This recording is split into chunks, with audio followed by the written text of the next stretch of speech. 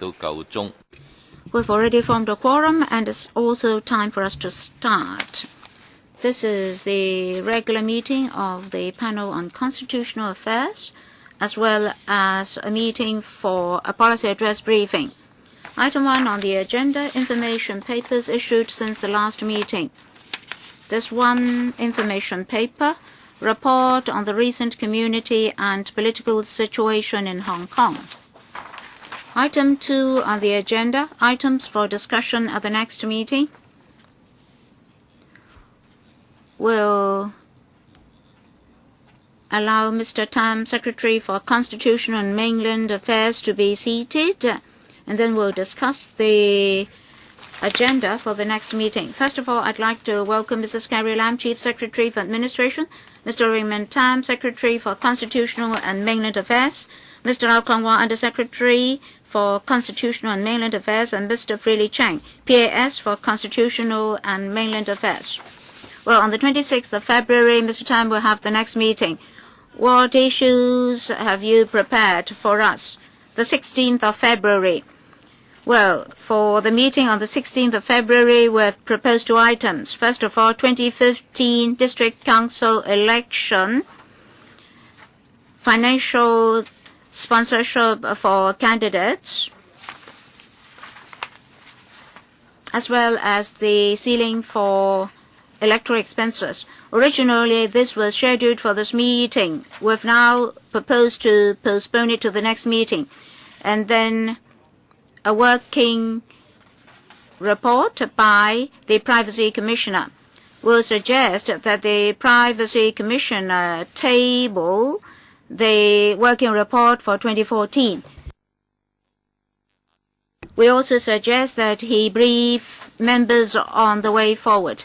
All right, one is an item postponed from this meeting and another one for the Privacy Commissioner.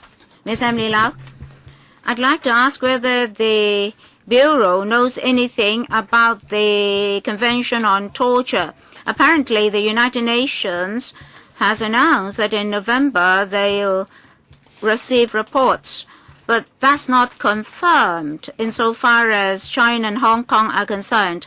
I asked the Bureau, but apparently they knew nothing. If it is really November, the timetable is really tight.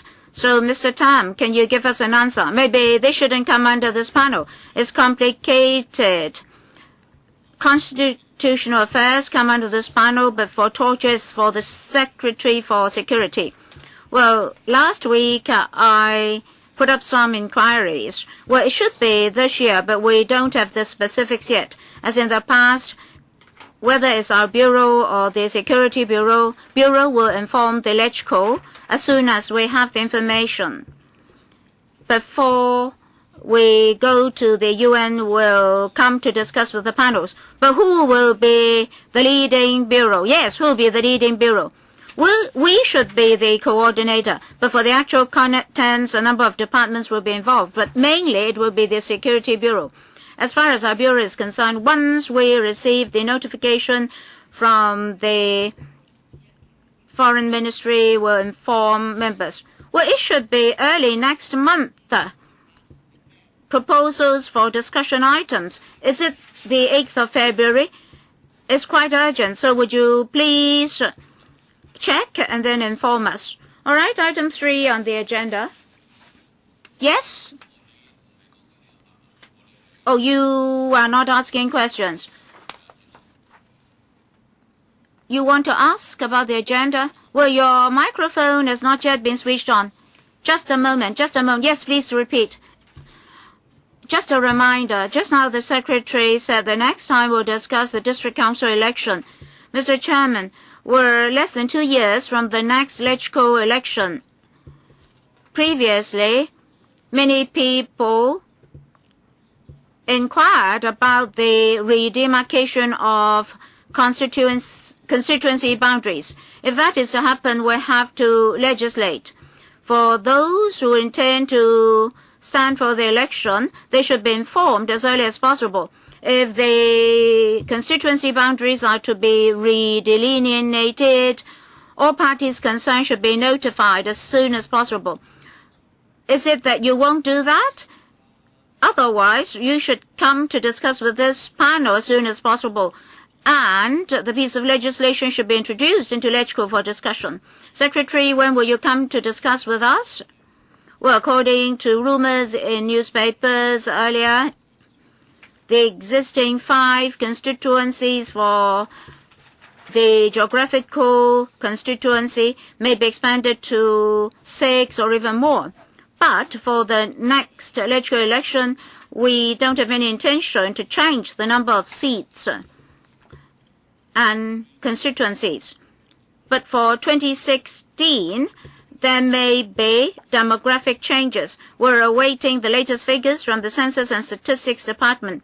Maybe for the distribution of seats among the 5 constituencies, 1 or 2 constituencies may have changes. Once we have the figures, we'll come to explain to you as soon as possible. Well, precisely, Mr. Chairman, that's the question I asked. If you want to effect changes, as we have less than 2 years, legislative scrutiny takes at least 5 to 6 or even 9 months. What are we waiting for? For the baby to be delivered? Well, the number of 5 GCs won't change, but within each constituency, at the moment, it ranges from 5 to 9, as the 5 constituencies may have demographic changes. So 1 or 2 constituencies may, in accordance with demographic changes, see some changes. I understand that in February they'll give us formal figures. Once we have the figures, we'll as soon as possible come to explain to this panel our follow-up work. Thank you, Chairman. Any other issues? Any other comments? No? Then we move on to item 3 on the agenda. Consultation Document on the method for selecting the Chief Executive by Universal Suffrage. You've all got the paper. I first ask Mrs. Carrie Lam, the Secretary, Chief Secretary for Administration, to speak. And then, well, many members would like to ask questions. Thank you, Chairman. The SARG on the 7th of January published the consultation document on the CE election, formally triggering the second stage of public consultation for constitutional reform. I'm very happy to come here to listen to members' views. In actual fact, concerning constitutional development, the LegCo is the most important stakeholder. Therefore, today, it should be the task group of 3 attending. But the Secretary for Justice is in Sri Lanka to attend an Asian conference for the Ministry for the Secretaries of Justice, so he cannot come. In the 2015 policy address, the CE mentions the developments of Hong Kong should be law-abiding, grasping opportunities, and be bold enough to make changes or make options and make decisions. This is the time for doing so. We have to implement universal suffrage, and we have to choose between that and remaining stay put.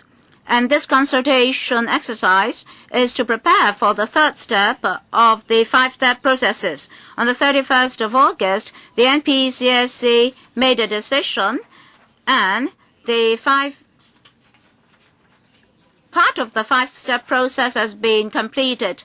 For the 3rd step, in accordance with that decision, we have to table legislative amendments to Annex 1 of the method on CE election in the hope that we can obtain a 2/3 majority support of members so as to complete the 5-step process. So in your hands, you have a crucial role to play. I hope that through the 2nd round of public consultation, later when the SARG introduces a legislative proposal on the amendment of Annex 1, we can obtain a 2/3 majority support from members. We shouldn't lose this opportunity. In our publicity leaflet, we explain to the whole public of Hong Kong why we need to implement universal suffrage for 2017 CE election. First of all is to materialize public aspiration. In the first round of consultation, and in the past 1 year or so, we broadly heard that the public agreed that we should proceed with universal suffrage such that we can implement that in the 2017 CE election. That is beyond doubt. We have positive feedback from the public. If the SARG is people-oriented, this is the time when we should respond to public aspiration. Secondly, we should adopt the one-person, one-vote system. We experienced 2 exercises on constitutional development, but this time is most crucial because in the past 2 exercises, there is only an increases in the number of LegCo seats and election nominating committee seats. But in the past, never had we ever had the opportunity to through a one-person, one-vote system, to elect the chief executive. Now the opportunity is with you. As for the EC members, we would like to expand the number of electors from 1,200 EC members to the whole public of Hong Kong. When the CE is returned by universal suffrage, the whole political ecology and culture will undergo huge changes. We're of the view that for the CE, during his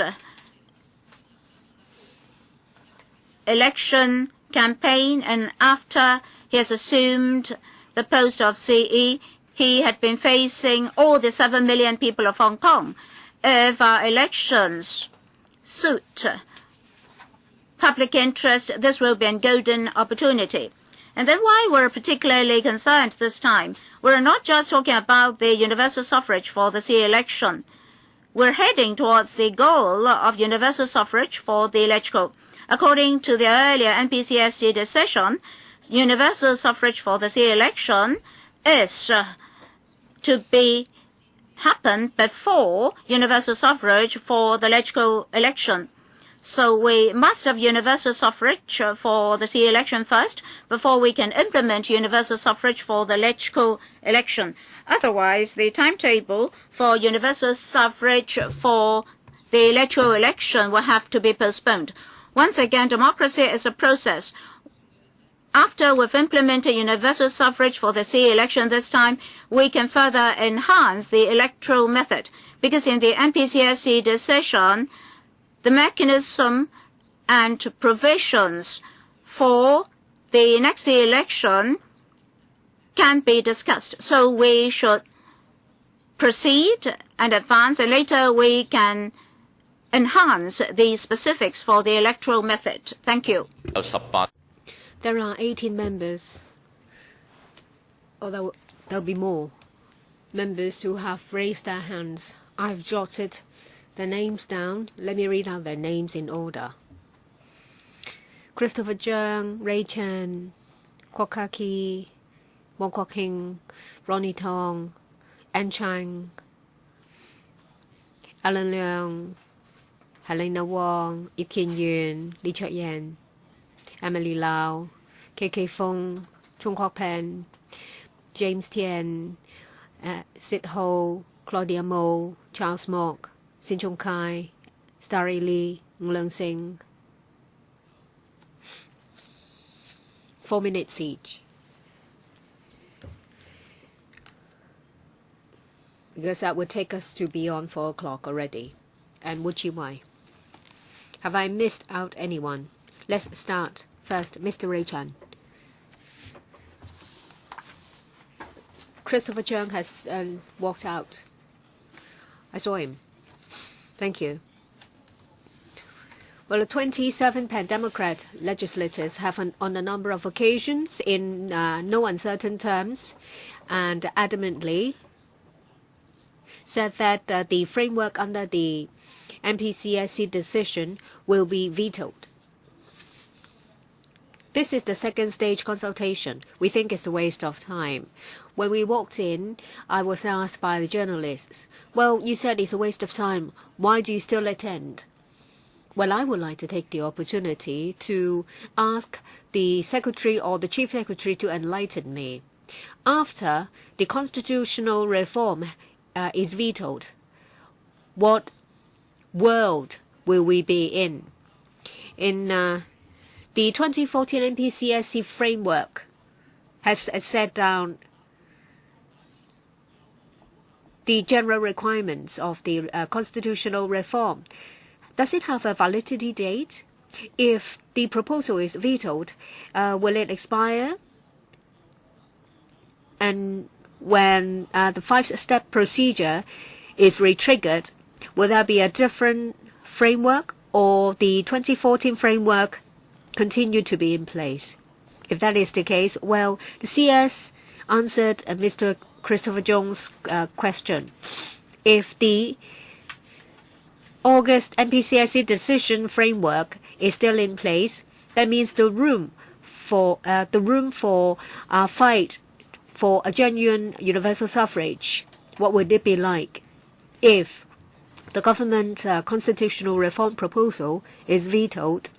Is there any chance that the first step will be restarted? That is, for the whole process to restart. Or is it the case that, as the CS said, that this will not be dealt with by the current government, and you don't have the power to restart the constitutional consultation? Or is it the case that you don't want to do it, that you ask us to pocket it? Otherwise, well, it's my way or the highway. If that is not the case, I think the consultation should be restarted. Well, if we cannot discuss about the election in 2017, at least we can start talking about 2022, although we may not be here. As you know, that constitutional reform is a daunting task. CS. Thank you. Mr. Ray Chen reminds us again that this is a daunting task. We've heard you. And we're aware that the pan-democrats in this council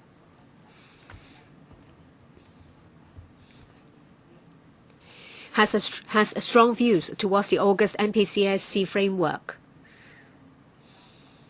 And they said that they would not agree to any proposals based on this NPCSC framework. And I said to Mr. Raymond Tam, the Secretary, that the chance is slim. This is rather a mission impossible. However, we have to proceed because this is the aspiration of Hong Kong people, and you are their representatives. So you have to respond to their aspirations. Mr. Chan asked about what would happen if the proposal is vetoed. Well, the consequence will be very clear because it's mentioned in the NPCSC August decision. If the legislative procedure is not to complete, then the 2017 CE election will follow the election arrangement of the last term. That is, the CE will be returned by 1,200 strong election committee. Your time's up, Mr. Christopher Jung. He's back, just that you did not see him. Maybe I will speak later. Dr. Kwokaki. Chief Secretary, you talk about 2017 seize the opportunity. However, in society, people say that is 2017 will lose everything. Well, in the past, when it comes to constitutional reform, the administration will at least put up a show. And this time, you aren't even bothered. Well, I heard that there is no plan for the administration to conduct district consultation sessions. Well, this consultation proposal should be discussed. Say, for example, composition or the formation of the election of the nomination committee, and whether there could be any change. However, it's silent in this regard in the consultation document. You'll be able to see what's coming, because if you want legislative councillors and Hong Kong people to accept this bogus proposal or to or to accept that there will not be any change, I think is very difficult.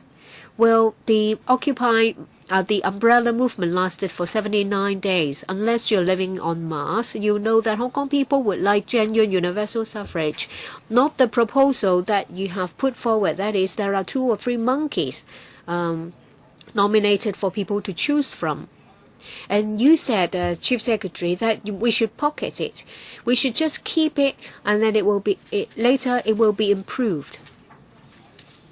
But this time, the administration is not even bothered to put up a show. Is it the case that they would like to create a fait accompli, that either we have nothing or we have a bogus proposal? And that will be the objective of the administration. And when it comes to responsibility, you on a number of occasions shifted the responsibility onto legislators. But it is your public duty. Why don't you have the courage to shoulder your responsibility? The public have discerning eyes to tell whether you're doing your job. And what do you have to say that there is room for improvement in the future? Is it because the NPCSC has told you under the table, or you have been told by the central authorities or Xi Jinping? Well, if there is actually no room for improvement, you are once again cheating Hong Kong people. CS. First of all, constitutional development is a serious matter. So I do not agree with Dr. Kwok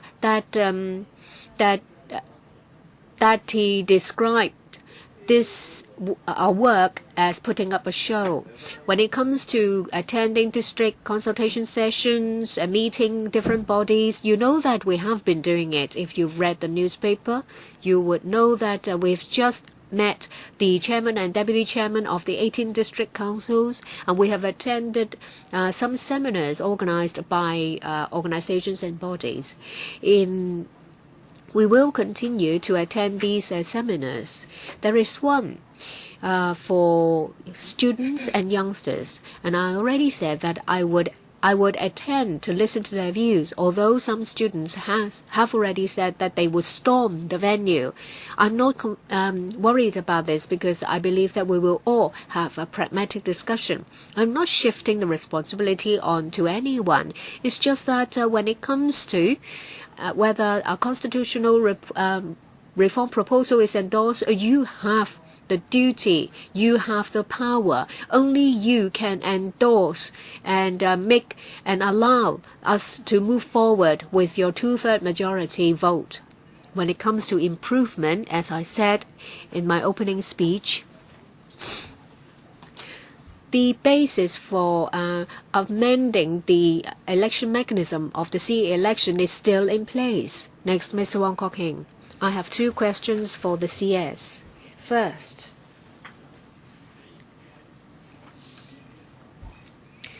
on the left-hand side in front of you and in front of us, you see several rows of members of the opposition. Their stance has been made very clear. That is, to veto your proposal. And I noticed that the Chief Executive and you yourself both said that you would talk to the opposition. So can you tell me, when will there be a fruitful discussion? I know that today they're here to state their stance, just like Dr. K.K.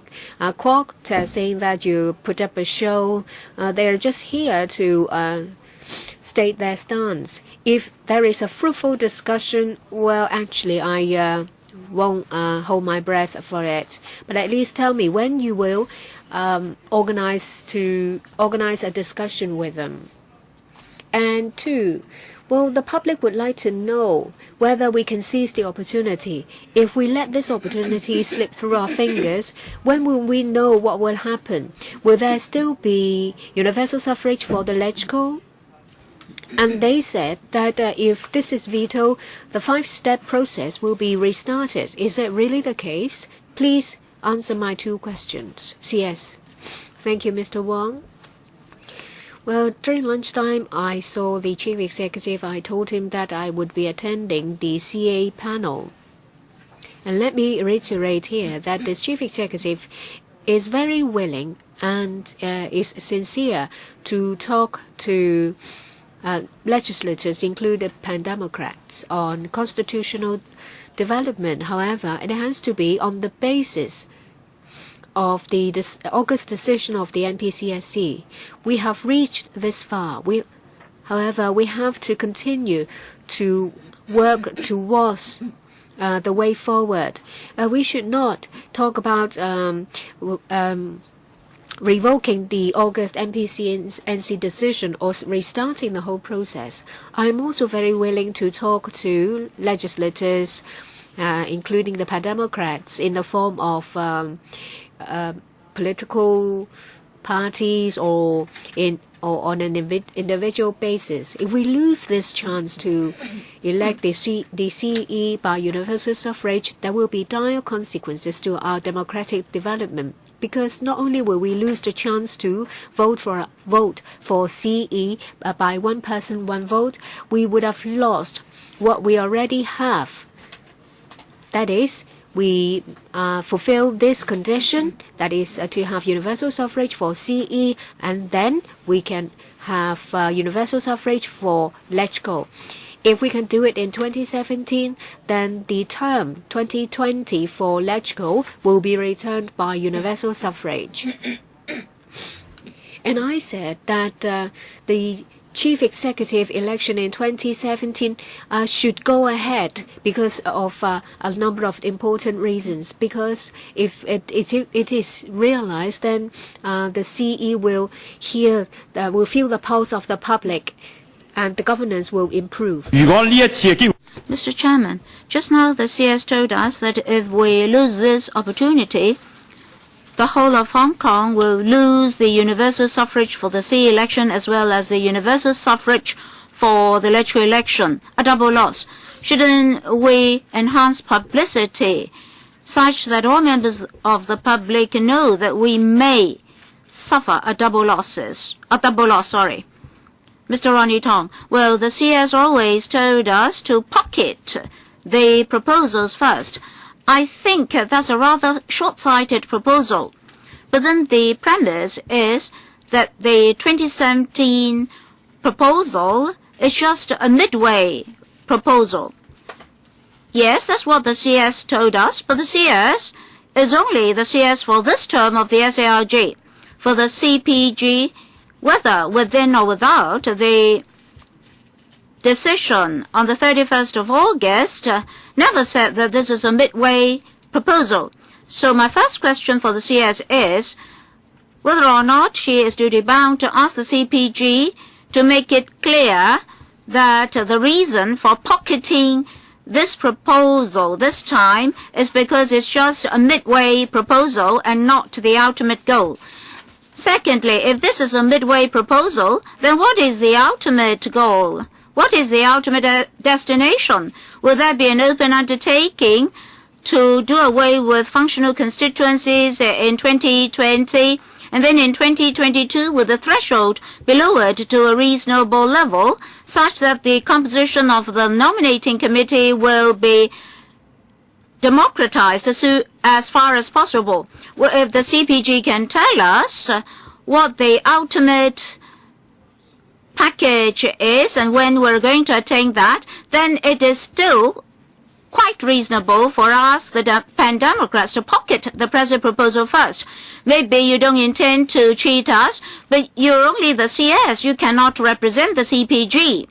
Well, if we cast a supporting vote for you, then you may not give regard to our requests anymore.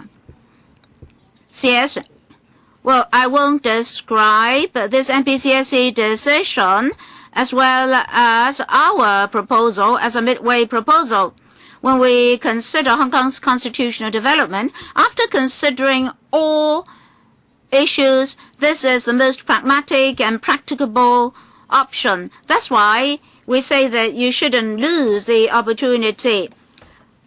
Well, in fact, I did not coin the expression because that expression seems to suggest that the proposal is actually not too good, but you should still pocket it first, and later that can be taken away. Anyway, if we can take a first step on the road to universal suffrage, there's no turning back. Hong Kong can only head towards democracy.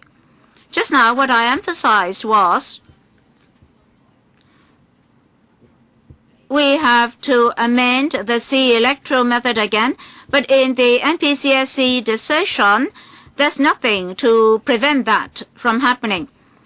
Mr. Li Fei, the Deputy Director of the NPCSC, when explaining in Hong Kong, did, in response to a question from the floor, say that the decision is not a hard and fast rule, wherein when necessary, they can consider amendments. But as of today, I don't believe any sector or member of the community can say for sure that after a period of development, at what juncture will be the ideal situation to manifest a balanced participation from all walks of life and to have participation in universal or constitutional development by all walks of life. We still have to re-trigger the mechanism for amending the C electoral method. Next, Dr. Chong Lai Wan, I'd like to ask the CS to clarify one point. If this time this constitutional package is vetoed, is it really possible to take it back and restart the five-step process? Just now the CS seemed to have answered members' questions, but the answers were not that clear. If you have no right to restart the process, then there is this opportunity that so long as the NPCSC does not make a new decision, we may lose the opportunity of universal suffrage.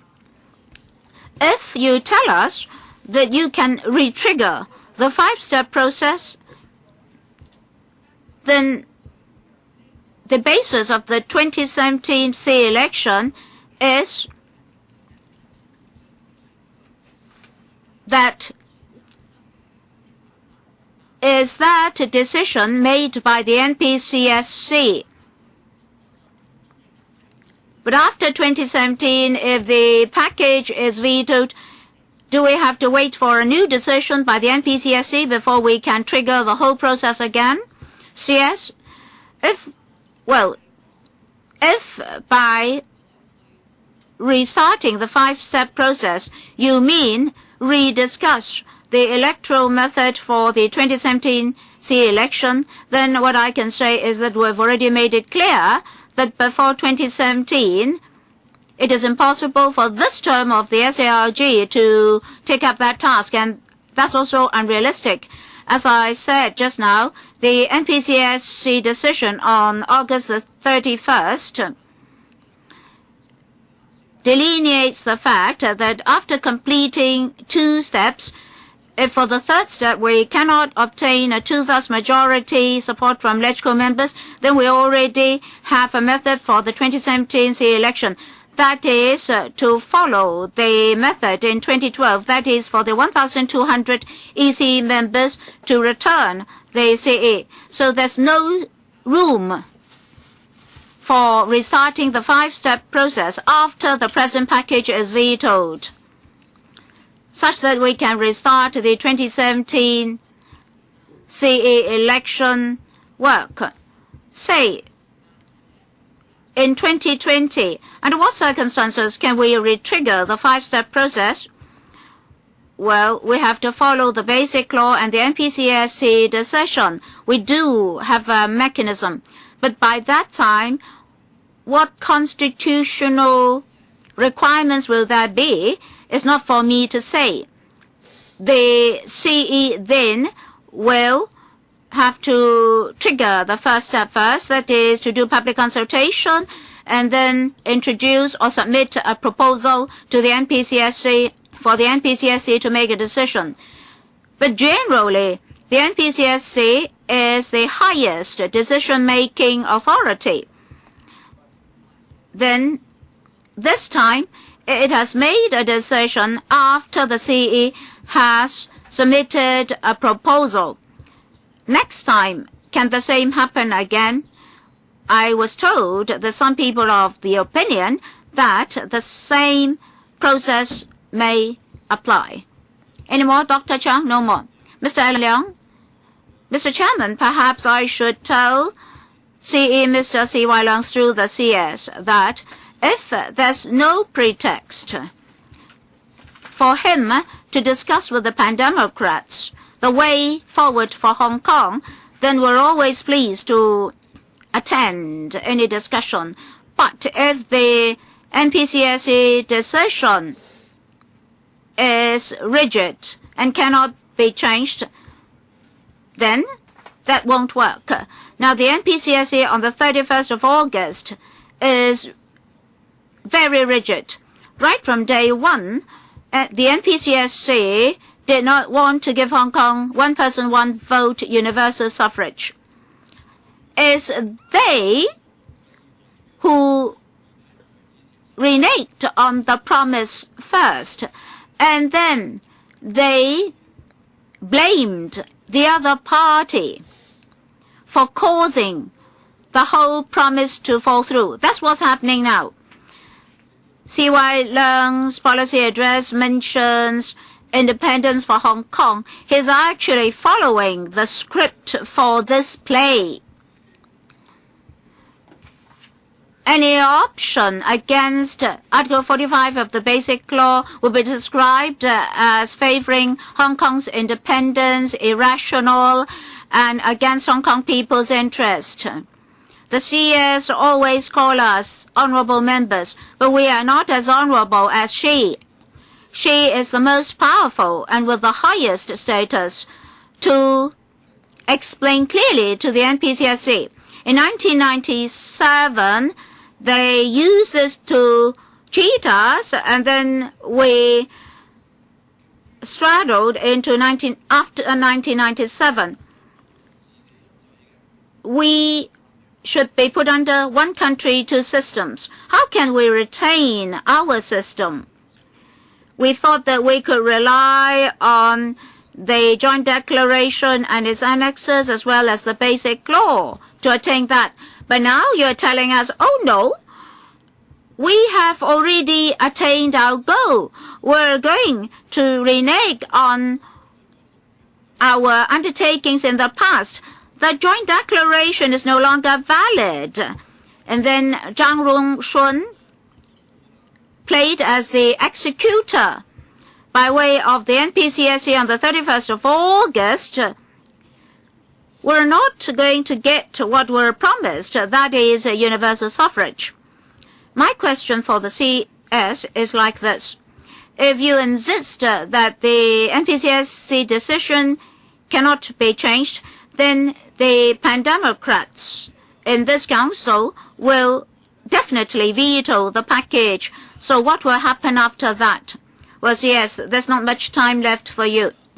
Mr. Chairman, just now, Mr. Allen Leung's remarks, there are a lot that's not the truth. After the handover, we've always repeatedly said that we would implement one country, two systems as our policy and objective. And our state leaders have also repeatedly emphasized that. That's beyond doubt. Well, Mr.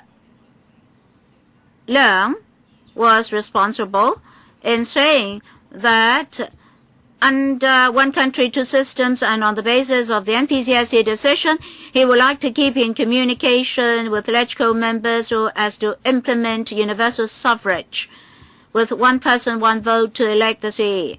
Dr. Helena Wong, we've heard the CS many times that we should pocket this proposal first, and later we can enhance the nomination methods. However, if we pocket this proposal, there's not much opportunity for us to enhance the system. After the 1980s, how much enhancement we've got? Well, CS, you already admit that it will be very difficult for you to complete your job because those with vested interest will not be willing to give up their interests. We don't want to pocket the proposal first because there's no chance for us to enhance it afterwards. Before we implement the one-person, one-vote system, we should ask whether there are a lot of restrictions. Under the NPCSC decision, there are unreasonable restrictions because the threshold is very high. Even though you can be put before the nominating committee, the nominating committee won't allow you to stand for election. That is, even if you have 8 horses at the start of a race, eventually you only get to 3 running. So you cannot just tell us that there will be enhancement. You have to explain to us how we can support this bogus universal suffrage. Aung San Suu Kyi would definitely be barred from candidacy. So according to the NPCSC decision, no pan-democrat can actually stand for election. Is even worse than the existing systems. Your proposal will prohibit everybody beyond the pro-establishment camp and everybody disliked by the mainland authorities from standing for election. CS, we're now into the crucial step. So don't stay upon slogans by arguing what's genuine universal suffrage and what's bogus universal suffrage. We have to observe the constitutional requirements as well as the NPCSC decision in implementing our work for universal suffrage. Maybe I should defer to Mr. Raymond Tam why we should recommend the package to members of the public. Well, Ms. Wong talked about whether it can be improved. The CS has answered quite abundantly, and as to whether how many candidates will be endorsed, there are different views from the community, and we have noticed that. And I'd like to draw your attention to several parts of the consultation document. First, we can increase the competition in the election. We will allow people with a different political stance and political ideas. And through one person, one vote, we would like to start public participation as soon as we have potential candidates. We would like to set up a platform, say for example a secretariat, for the people who can get a nomination, say for example 10 or 12 people to garner public support. The nomination committee will have to take into account public opinion before they decide who to vote for. May I get clarification? Even if you can get a nomination, you are not allowed to be elected for the Democrats. Is that right? Next member. I believe that in relation to the August NPCSC decision, the Democrats, myself included, are very disappointed because with the door being closed, our dreams are shattered.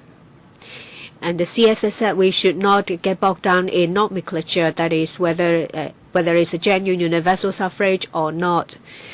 Well, it's just like when we would like to have some cooking oil, you give us gutter oil. If we do not differentiate between high quality cooking oil or gutter oil, and you ask us to just pocket it, I don't think anyone, especially parents, will accept that. This is an important issue.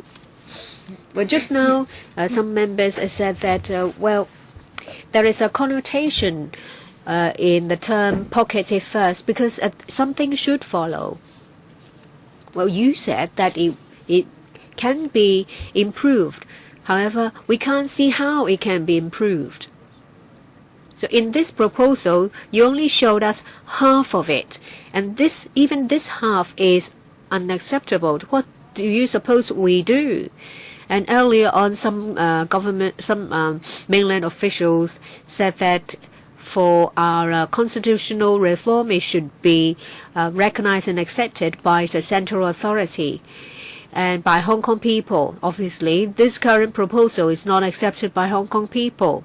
If we are to move forward, well, with the door being closed by the August NPCSC decision, it will be very difficult for us to move forward. You can see the Pan-Democrats voting it down is written on the wall.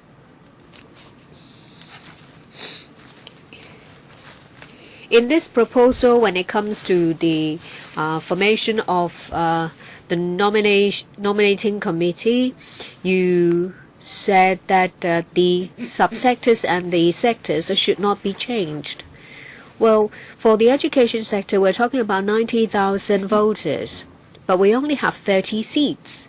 For the agricultural and fisheries, there are only several hundreds of voters and 60 seats. It's difficult for us to explain to the public. We have to add ourselves to tertiary education sector to get to 60 seats. And this will make it difficult for the public to accept. And I think, in effect, it's a standstill. We have not improved. We have not moved forward at all. Can the CS give me more information? Say what will happen after we have pocketed it. And for the functional constituencies or the sectors and subsectors of the nominating committee, is there a more positive proposal from the administration to bring forward changes? As I said, if you ask us to state in no uncertain terms how Hong Kong should move forward in our constitutional development, you're asking us to do the impossible. I'd like to use the word that is said by someone. When it comes to democratic development, there is always a more democratic step forward. I said that it's impossible for us to tell what Hong Kong's democratic development is going to be like in a few years, because on this topic, opinions differ. And if we can reflect the views of different sectors and strata, we have to make use of the mechanism under the NPCSC decision to have an extensive consultation and then submit it for the consideration of the NPCSC before we can move forward. Mr. Lee Chuk-yen, in a question and answer, the CE said that I was the Universal Suffrage killer, and I immediately corrected him and said that I am the Universal Suffrage, the bogus Universal Suffrage killer, and the CE and the NPCSCs are actually the genuine Universal Suffrage killer, because they have smothered any room for any improvement of our universal suffrage. We have no chance when it comes to genuine universal suffrage with the framework. We can only achieve something if it's restarted all over again. You ask a lot of meaningless questions. Well, you asked how it will be easier for members for potential candidates to be nominated. But that is meaningless if you never be returned. You will have to let the candidates compete on an equal footing so that they will stand an equal chance to be elected. With that requirement of more than half of members of the nominating committee endorsing the candidate before they can be returned, well, then you have manipulated the election, because you will have to get you will be screened. Mr. Ip asked about the change in the functional constituency.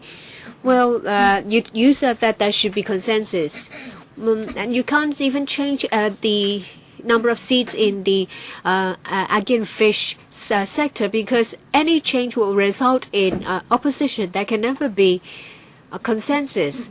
So the change in the sector is difficult enough. How do you expect that there can be any change in the election itself?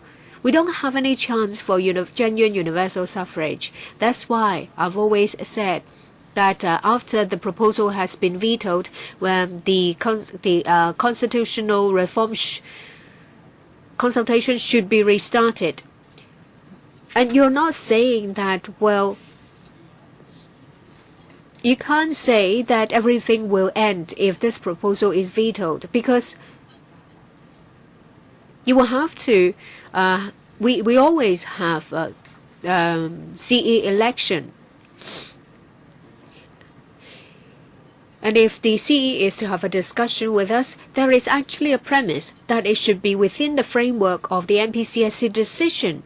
Then why can't you just go back to square one to get back to the fundamental question? How can we get a genuine universal suffrage? Well, perhaps you are only an outsider. You can't make decisions. CS. The chance or the opportunity before us is that we have a universal and equal vote. There will be one person, one vote to select our chief executive. No matter how you slice it, this is more democratic. Pan-Democrats keep saying that this is bogus universal suffrage, that we will lose more than we gain, is rather baffling. And I have answered you in relation to restarting the 5-step process. I would like Mr. Lee to understand, even when the 5-step process is restarted, no one can guarantee what proposal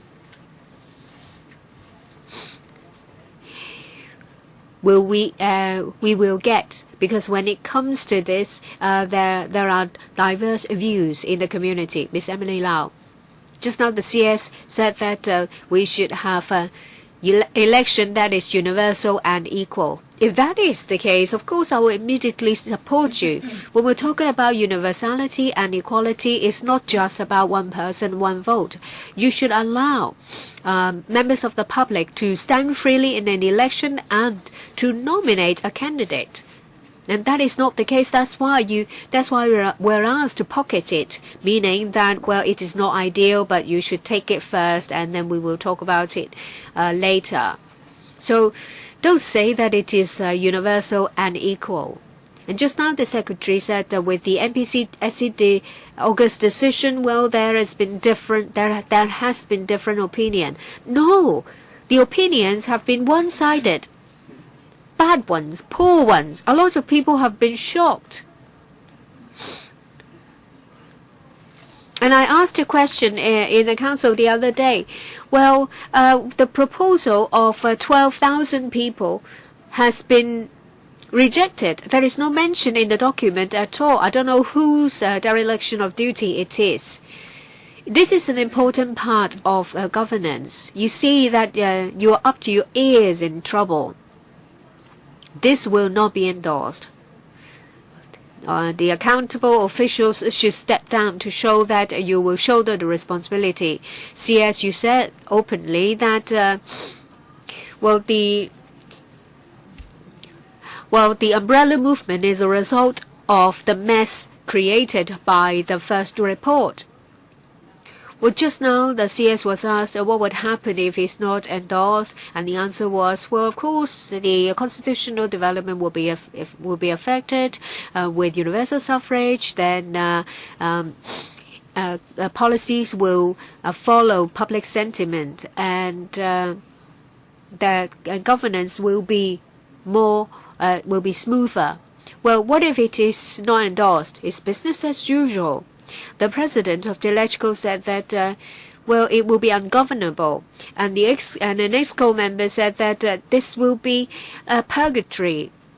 However, the CF said that well, our policies will not follow public sentiment as well, and governance will not be smooth. I would like to ask, what will be the serious consequences brought about by the proposals being vetoed?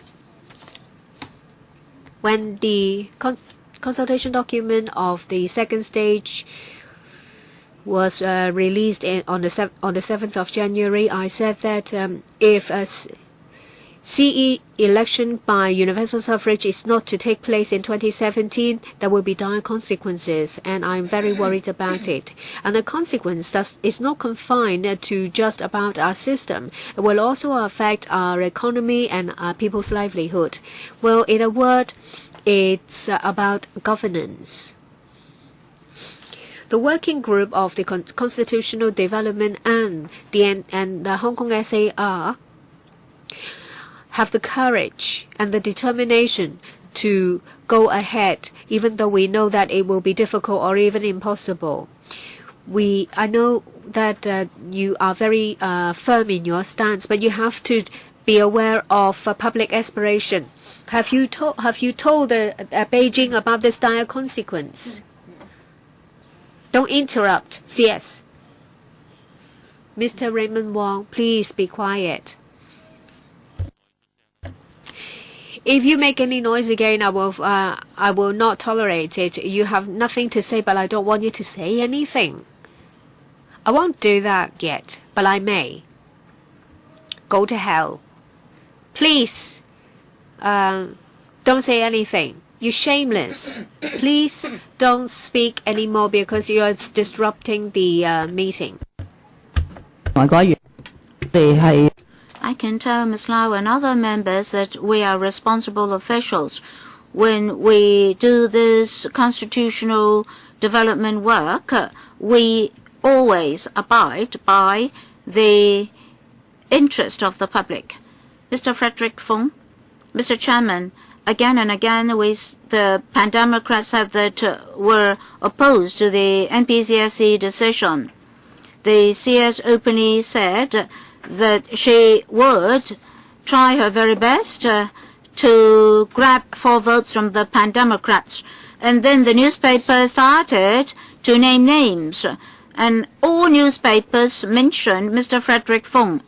In fact, up to this moment, the Pan-Democrats do not accept the NPCSC decision. As of today, the CS is still repeating and repeating her previous remarks like a tape recorder. She said that we should seize this opportunity. So CS, please, publicly use this opportunity to persuade me. Anything new? First of all, I have to clarify that I shouldn't be saying that I would like to grab 4 votes from the Pan-Democrats. I think what I said was this is a major issue. A 2/3 majority will be 47 members, but we're 43 pro-establishment members. So if the president also supports us, we need 4 more votes in order to attain that 2/3 majority. In lobbying the Pan-Democrats, I think I'd better ask the electors to study what their aspirations are. And then councillors, as representatives of public opinion, should attach importance to public opinion. For this public consultation exercise, I'll discuss with organizations and professional bodies. The Pan-Democrats made it very clear again and again what we want. We're just like recorders. We would like universal suffrage with no elimination, no screening out mechanisms. For the 23 Pan-Democrats, if you want all the 23 pan-democrats to change their mind, then I'd like to ask whether you will also change your mind in presenting a constitutional package with no screening out mechanism to us. CS, well, the NPCSC decision is a decision that is legally binding. If this exercise is to be fruitful, we must observe that principle. This has nothing to do with changing of minds, as Mr. Fong said. As the NPCSC has made a decision, we have to observe that decision, which is legally binding. It is also made by a state organ with a higher status in the state hierarchy. It's not for us to overturn that decision. We cannot start everything again. We're not going to override the NPCSC decision, but will the CS formally ask the NPCSC to discuss another package that is no screen-out mechanisms? Well, if Mr. Fong has noted the NPCSC and what Mr. Li Fei, Deputy Director of the NPCSC, said, he would have noted that the NPCSC not just scrutinized the CE's report covering the first round public consultation report. All councillors' views, including those of the pan-democrats, were also included. You recall that on several occasions we allowed councillors to directly express their views to the central authorities. Mr. Chairman, the CS said that she would like to seek the greatest consensus. But if the CS sits on one side and the pan-democrat sits on the other, then there's no possibility, no chance for consensus. From what I heard just now, the pan-democrats are prepared to have a discussion. But how? Well, a councillor asked whether we can have a midway proposal. But the CS said that this package in front of us is not a midway proposal. Is it that she dares not say so because she does not have the final say? The CS also mentioned a multi-party platform. So will you consider setting up a multi-party platform comprising political parties, professional bodies, students, government representatives, or even the CPG representatives? Because some issues have to be decided by the CPG. You have to sit down to have a discussion before you can have a result. If you just sit here and shout and cry, nothing will come forth. And CS, you promised the students to set up a platform. Where is it now? CS, Mr. Chairman, in front of us, we have to discuss a specific method for the 2017 CE election. All discussions have to be based on one thing. That is, the NPCSC has already made a decision on the second step in the 5-step process. This must not be disregarded. Yes, last year when we had a dialogue with the Hong Kong Federation of Students, through the preparation work before that discussion and other occasions, I made 4 points of responses. I said if we can reduce the discrepancies, we asked whether we can set up a multi-party platform.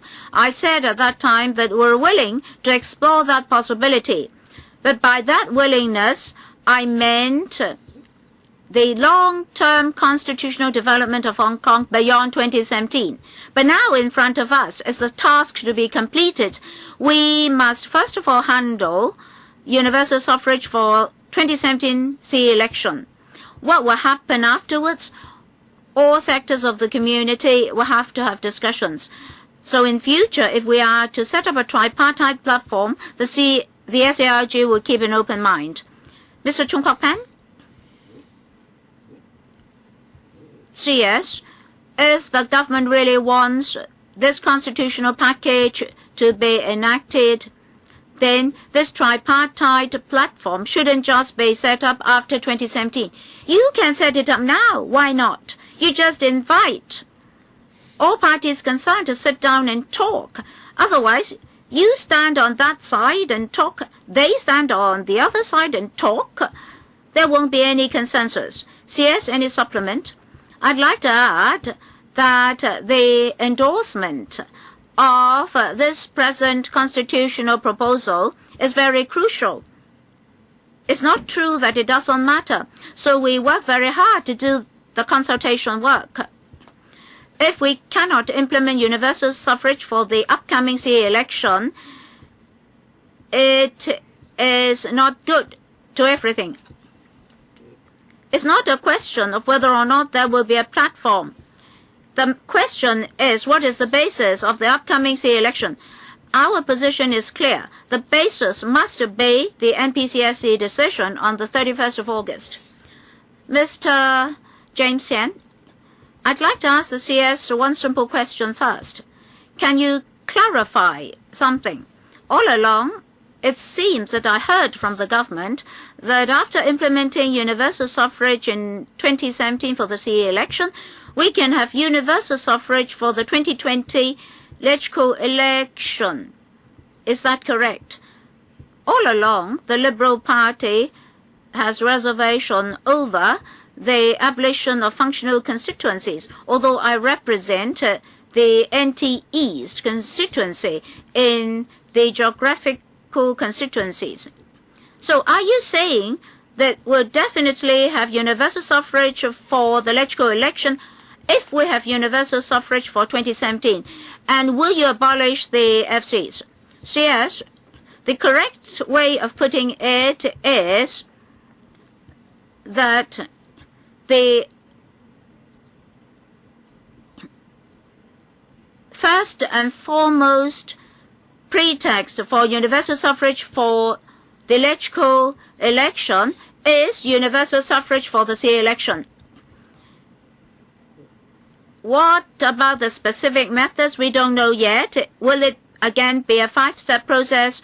We don't yet know. But this will not be for this term of the SARG to handle. It's for the next term of the SARG to handle, and presumably by a CE returned by universal suffrage. Well, by handle, what do you mean? You want all LegCo members to be returned by universal suffrage. Well, then even a small child will tell you that the FCs will definitely be abolished. Otherwise, you can't call it universal suffrage. So, can you clarify what will happen to the LegCo election? CS, I can only reiterate that in the NPCSC decision, it said that after universal suffrage for the CA election, the LegCo will also be able to implement universal suffrage. But what does that really mean? We really have to wait till the constitutional development exercise then. Now, my next question is, CS, we have about 2 months between the time when candidates submit their applications to the nominating committee to the time when the nominating committee decides on the exact candidates.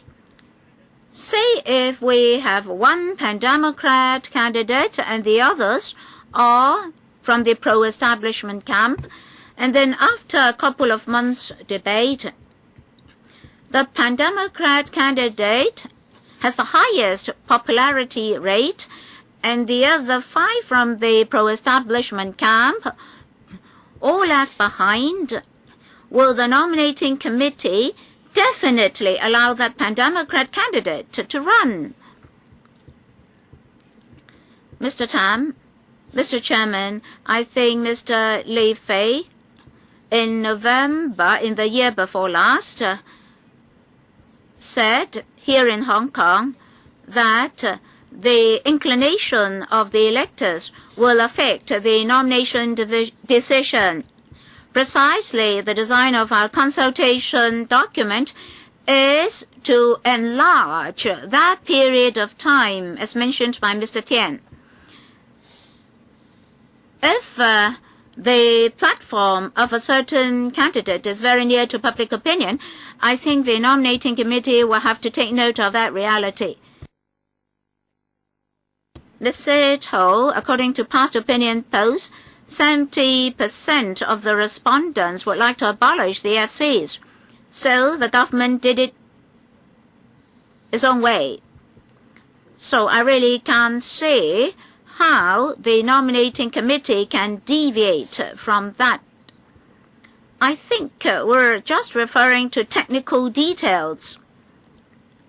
If we have a common goal of implementing genuine democracy instead of trying to manipulate elections, then there's something that we can do. The scholarism actually suggested that all nominating committee members be returned by direct elections. They didn't mention the sectors or subsectors.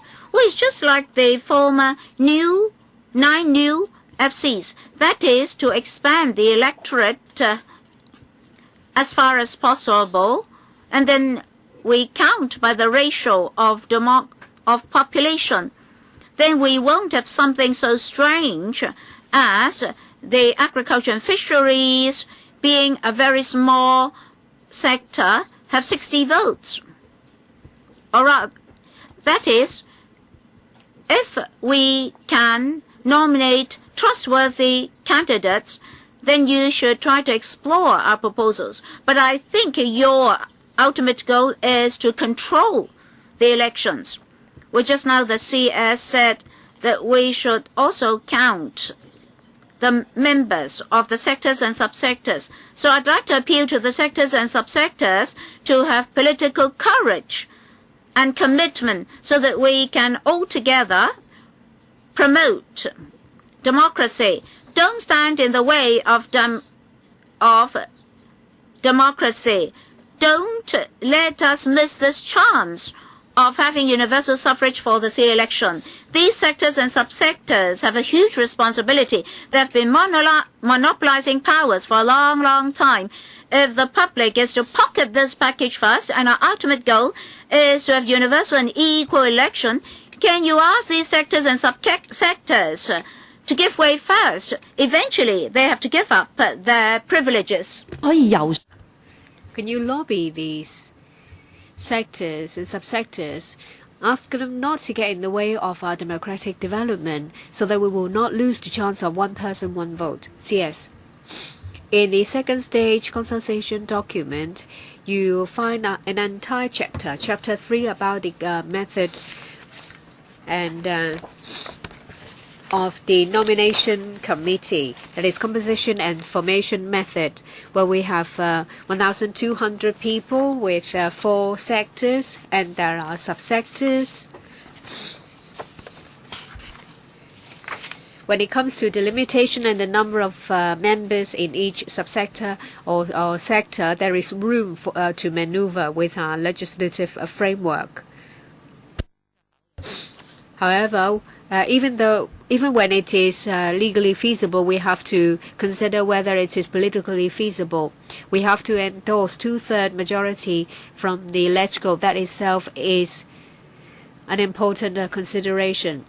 When we consider the composition and formation method of the nominating committee, we have to make sure that this is feasible in all areas and there is a broad representativeness, and we have already discussed about that. It's not just about the head count, it's about the representativeness of different sectors, and we have to ensure balanced participation of different sectors.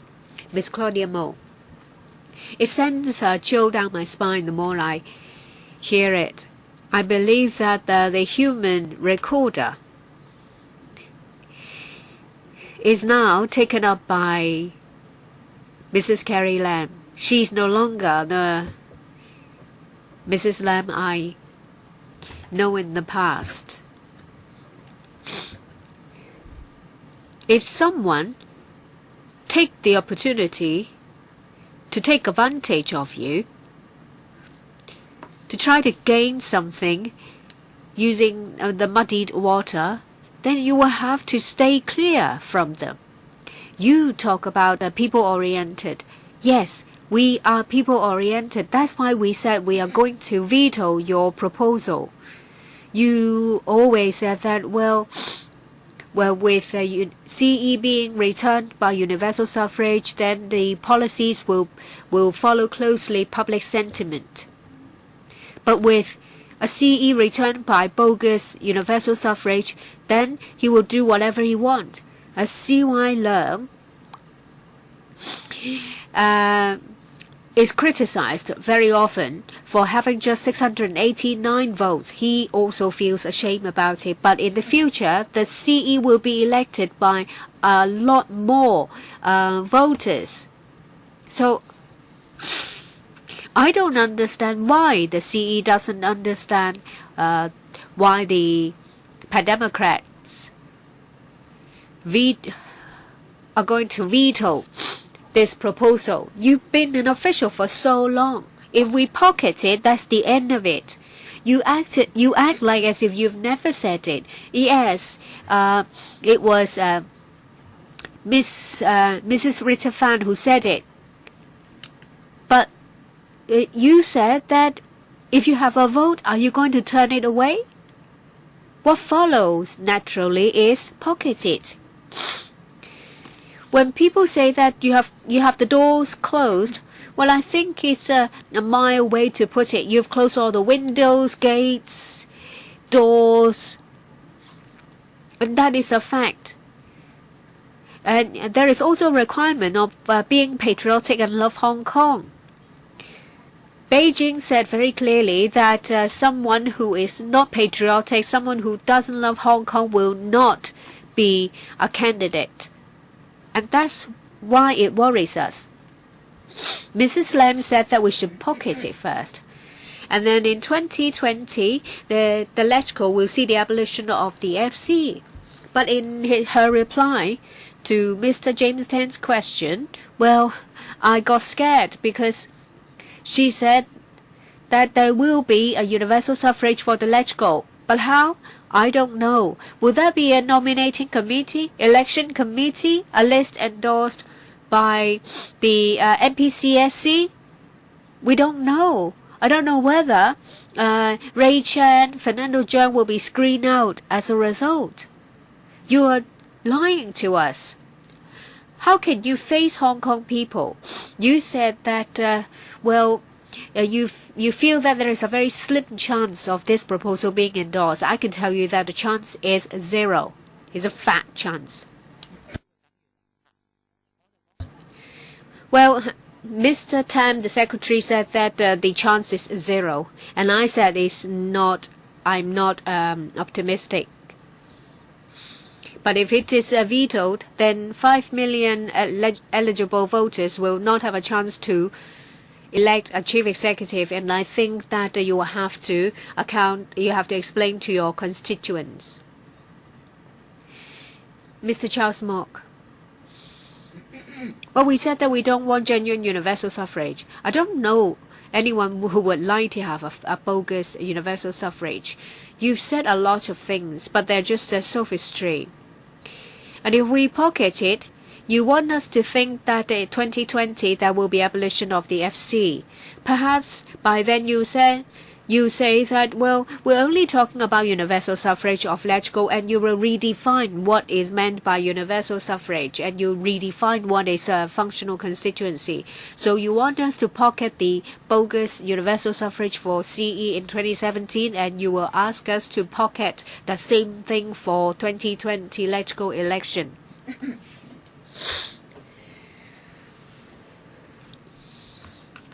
Public sentiment is very clear. However, the central authority is not swayed. And of course, the nominating committee members will listen to what they think is right. And who do you think? Hong Kong people or central authorities? CSU are using public opinion to lean on us. To lean on us, yes, because you want us to pocket it so that people will have one person, one vote. And in the end, however rotten the proposal, we have to accept it. But have you ever thought that the opinion polls you have done is only done on the basis of wishful thinking, of good intentions, that we have one person, one vote?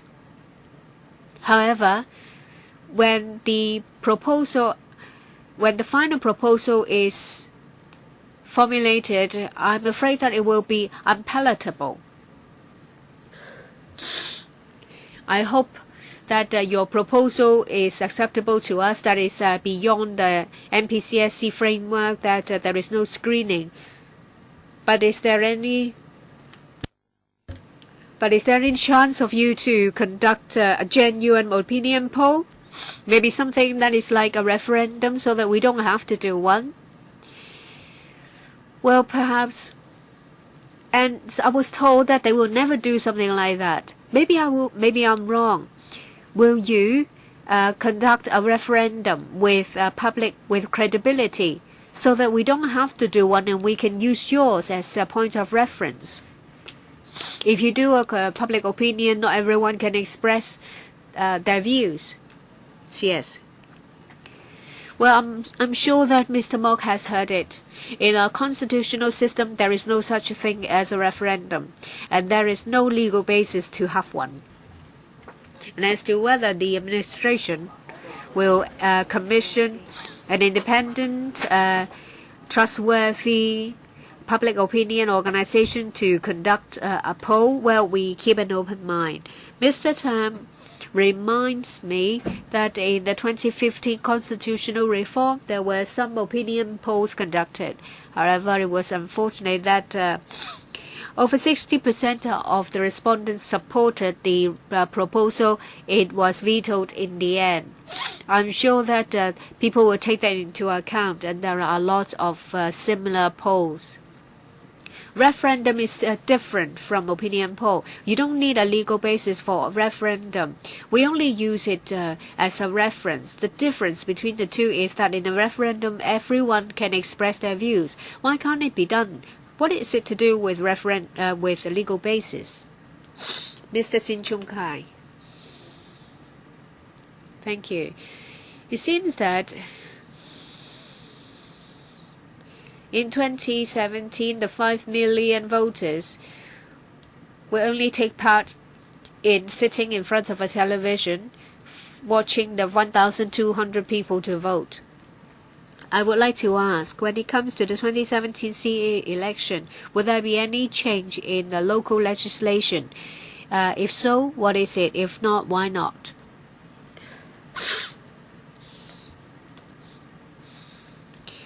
In 2005, when the constitutional proposal was vetoed, it was a standstill, and there were still some local legislative amendments.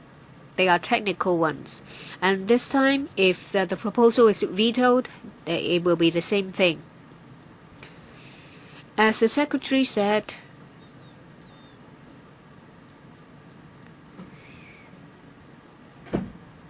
well, the chance of it being endorsed is 0.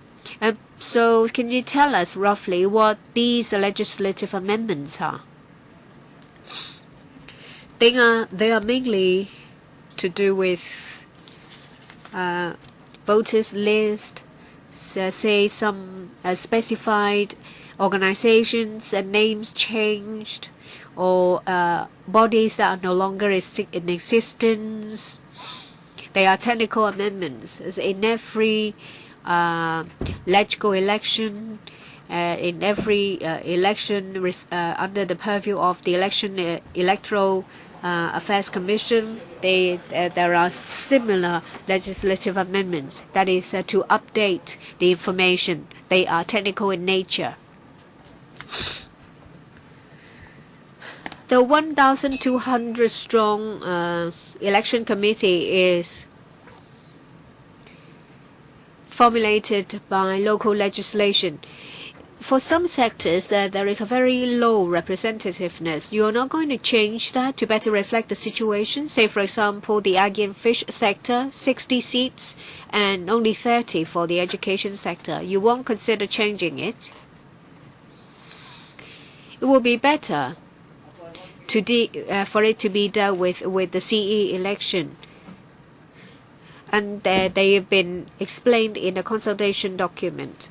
Without universal suffrage for chief executive, if we are to change the subsectors, or the sectors, say for example the agri and fish sector, I'm afraid that it may not be supported by members. What about corporate votes? Will it be abolished and changed into individual votes? This has been floated in the past 10 years or so. For certain subsectors, if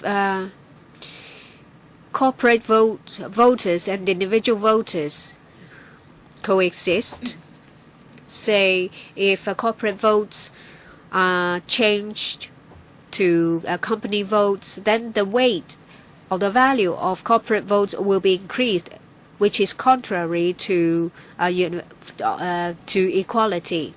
If you change certain votes to individual votes, it may not be in line with the nature of the subsector. So an across-the-board change is not a good way to go forward.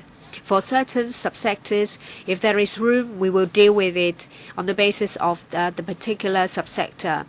In a consultation document, we've said that we hope that we would like to deal with it in one go. Of course, the most ideal way is to have a genuine universal suffrage. Of course, we have to have a goal and we have to have strategies and plan. With the wrong strategy, Hong Kong's democratic development may not go ahead. All proposals that deviate from the basic law or separatism will not be able to gain more democratic space for Hong Kong. The CPG will be even more worried, and Hong Kong will have an even more difficult road towards democracy. Throughout the whole world, the road to democracy had to be continuously enhanced. Society continuously requires the democratic system to change. So I sincerely ask all those members who have a vetoing vote should let Hong Kong have continuous constitutional development. If we stand still, we can only go round and round within this deadlock, this impasse. I think many members of the public feel quite helpless. They have to beg you to allow Hong Kong's democracy to progress, at least for the time being.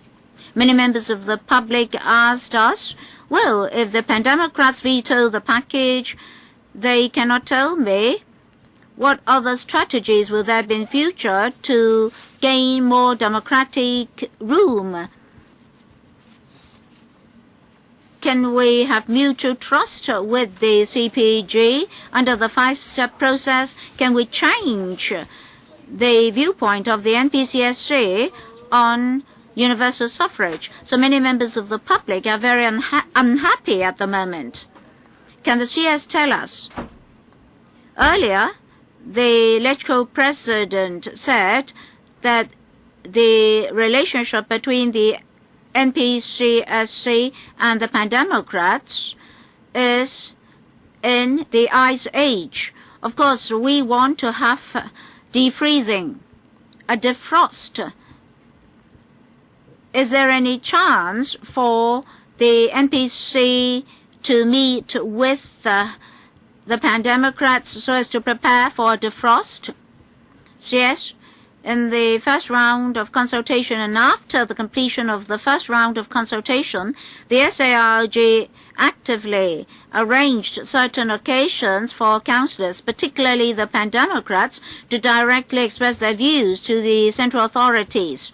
This occurred in Shanghai, as well as Hong Kong. And there was communication in Shenzhen with the liaison office and the central authorities. So when there is such an opportunity, the SARG will actively follow up on it. Well, yes, we originally told you that this item will last till 4:05 p.m. But 11 members are still waiting. Can you stay on for another 45 minutes? Yes. Members, please grasp your time well. 4 minutes each.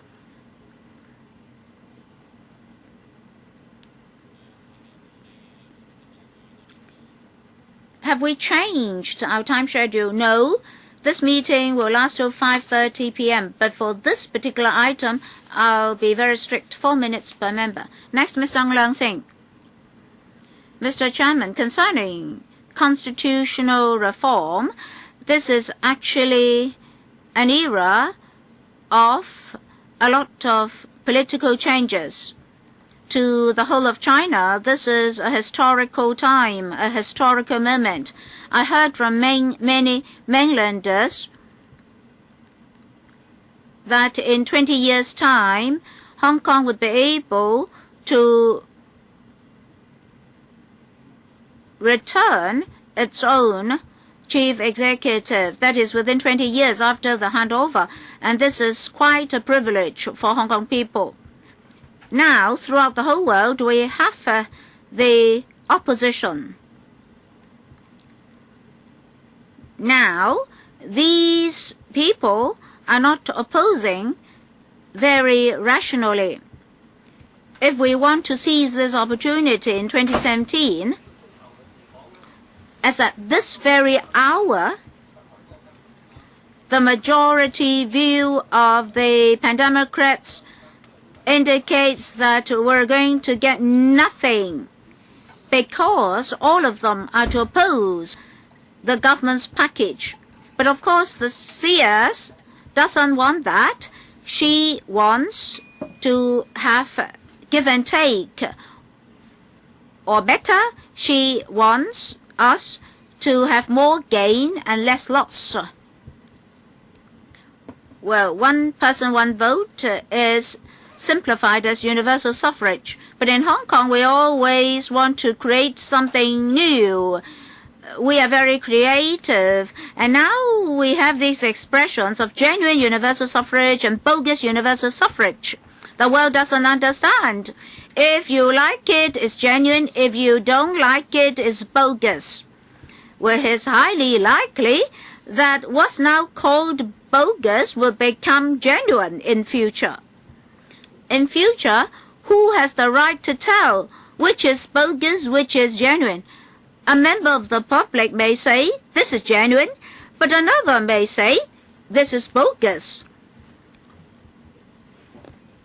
And then there is this long-lasting issue, that is, some councillors have been seeking support from the United Kingdom and the USA.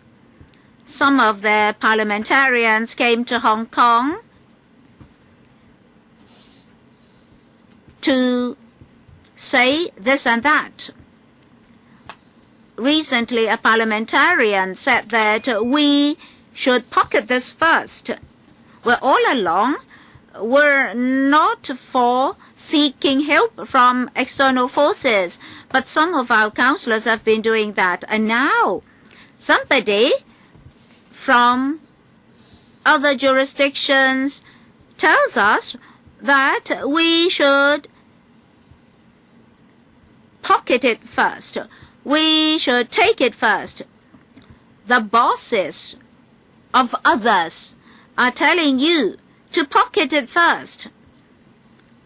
In that case, should the SARG officials not let members of the public know that we've already attained international standard? Because somebody from the international community has already voiced out. No doubt, this is international standard. So we should work even harder to make sure that all things good come out as a result. Mr. Wu Chi-wai, Mr. Chairman, at this meeting, many people say that the public is unhappy, the public abhors the pan-democrats, the public wants us to pocket it first. Yes, we would like to have one person, one vote as soon as possible, no matter what. However, I have to put forth a number of points. As pan-democrats were returned by the public, we have our own political judgment. Our political judgment will face public sanction, possibly in 2016, in the DC election. But we should monitor the government. Now the government has put forth a constitutional package under the NPCSC decision. But that is not genuine universal suffrage. Not everybody can participate. That's why the government asks us to pocket it first. By telling us to pocket it first, the government means that this is not good enough.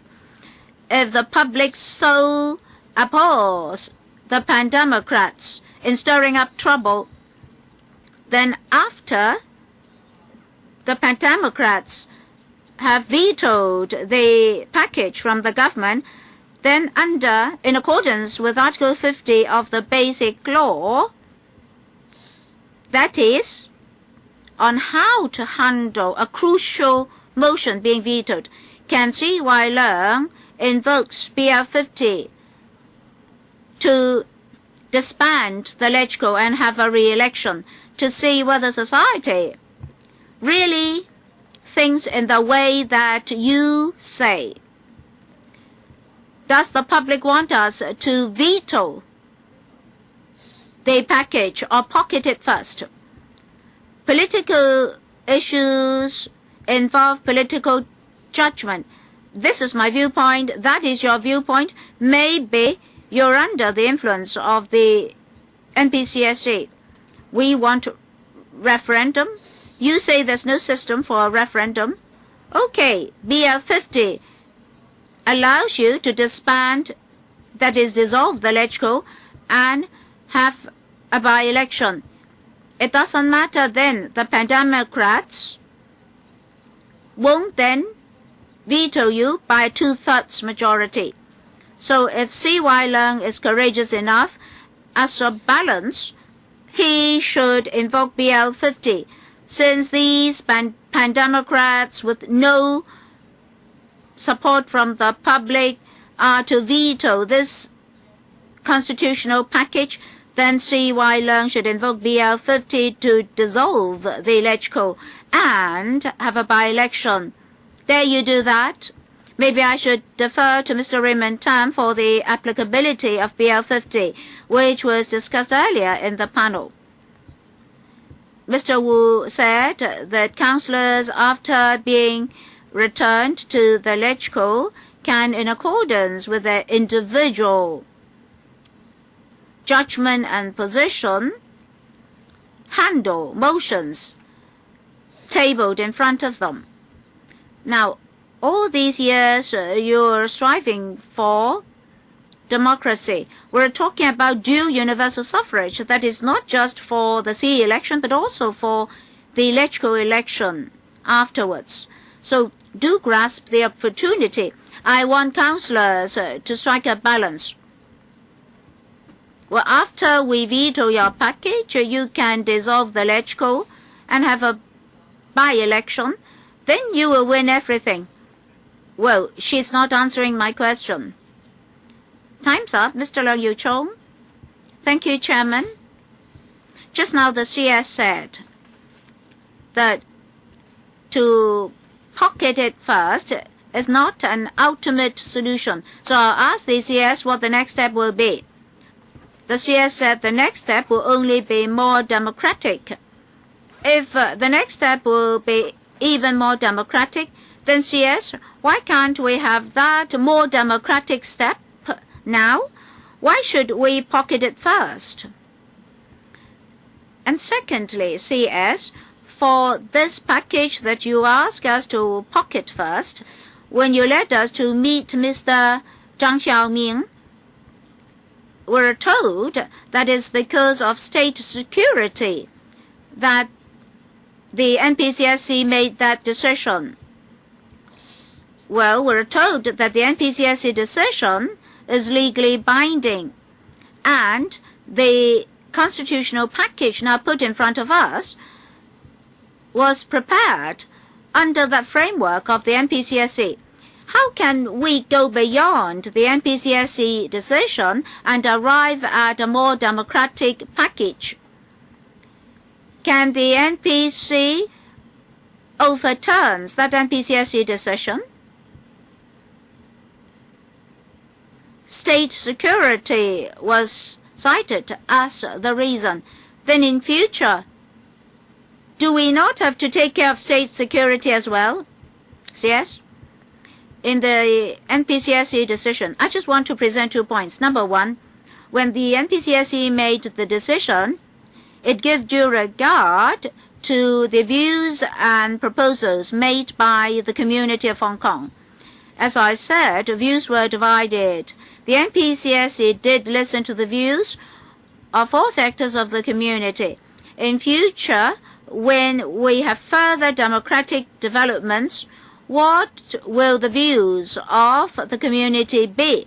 We don't yet know. I think the community will have to see how Hong Kong develop after adopting this first step before they put forth their further constitutional aspirations. Secondly, Mr. Leung asked why we don't adopt a more democratic approach now. The NPCSC said that this is a historical advancement in Hong Kong's constitutional development that hinges upon the long-term prosperity and stability of Hong Kong as well as the security of the state, and we should adopt a stable and gradual approach. And I mentioned prudence and stability, and our future direction in terms of democracy will take care of those 2 areas. Well, I asked about state security, which was the basis of the NPCSC decision. Why is the CS confident that we can have more democratic systems in future without undermining state security? And since you want to have prudence, how can we guarantee that the next stage will be even more democratic? Well, I think in future we'll have to consider the actual circumstances of Hong Kong. That's why in answering a few members' questions, I said I really cannot tell you the specifics, the specific methods for future constitutional reforms. In other words, the next stage may be worse than this step, right? I don't think members of the public will allow that to happen. I think Mr. Leung should have confidence in the public.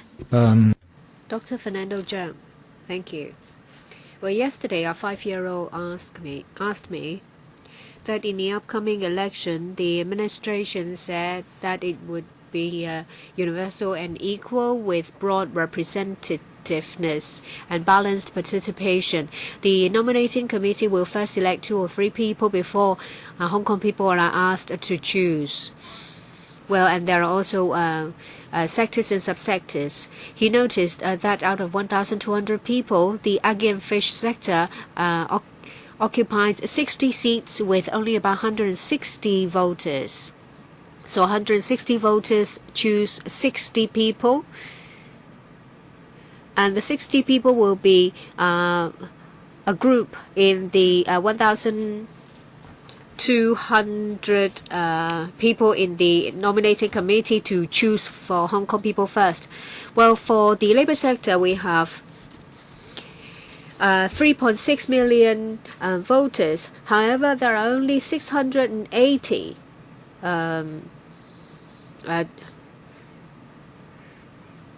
people in the nominating committee. So the 5-year-old asked me what is meant by universality and equality and balanced participation and broad representativeness.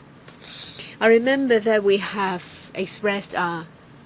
stated our stance when it comes to representativeness is in relation to the general trade. So we have chosen the 4 sectors because it is a microcosm of our society. There are 38 subsectors. For some subsectors, there may be more seats than others, and this is something that we know.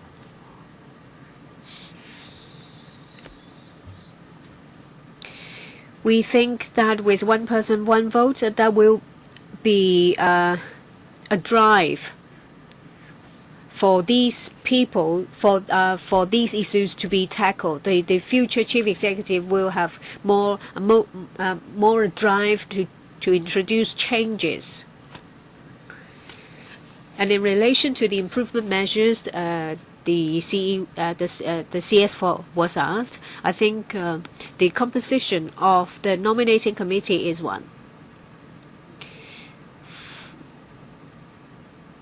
The secretary said that the electoral basis and the composition of nominating committee fails to move ahead with the times. However, the August MPCSC decision, regrettably, have mentioned the number of members in the nominating committee and its composition. It's said that it will have to follow the arrangements of the previous election. This is highly regrettable. The 5-year-old also asked for the religious subsector 60 seats, Catholic 10, Christian 10, and Muslim 10, and there is some group 10 seats belonging to Confucius studies. So what do you actually mean? Who are they? According to the religious subsector, they are not elected per se, but by recommendation. So who has the power to recommend the 10 seats of the Confucius studies? So from the relevant Confucius Academy. So 10 seats. Then how can you realize balanced participation? But because there are no other Confucius bodies. What about a Sikh? What about Orthodox? Perhaps you will ask that 5-year-old to ask the questions later. Next, Mr. Leung Kwok-hung. Of course, when it comes to accountability, we have to hold not the CS accountable, but the CE. Well, in the MTR station opening, I asked the chief executive to step down. And the chief executive said that, well, some people always think that the louder you are, the more reason you have on your side. Well, but there is a public aspiration that universal suffrage should be implemented in accordance with the MPCSC decision. I didn't have a microphone, so I wasn't very loud.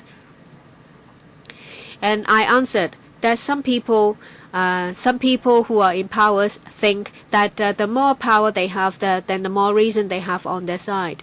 And they always think that as long as you have one person, one vote, it's genuine universal suffrage. But if Hong Kong people think that it is not genuine universal suffrage, no one can force them to think it is. However, there is no mechanism to prove it at the moment. Well, just now, Wu Chi-wai asked a question, but I have already answered that. This is a decision that is deemed important by the central authorities and the administration. I remember someone who's in prison say that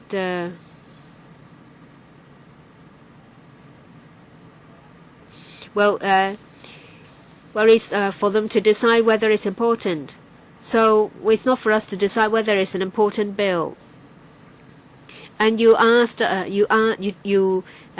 you said that we're honourable when we should do the best thing. Well, if this is not an important bill, what it is? If it is vetoed, then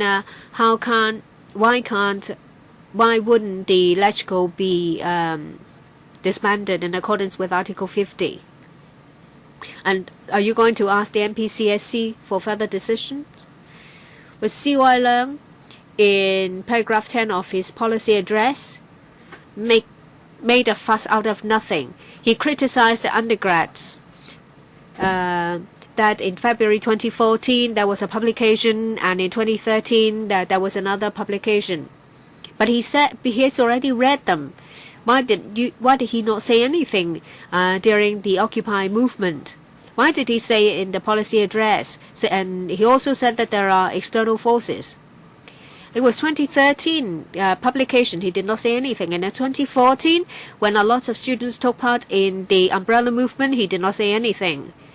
And when he was asked, well, what external forces there is, because Xi Jinping asked Barack Obama, who said that there was no external forces, and he made nothing. He made a fuss out of nothing. He said that he would give an answer in an appropriate time, and he said that, and he was asked in the policy address question and answer, and he refused to answer because I think that this is an appropriate occasion. However, he used that to criticize undergrad. Let me tell you what our manifesto is. It is written on this umbrella. It's for Hong Kong people and referendum to decide what is genuine universal suffrage.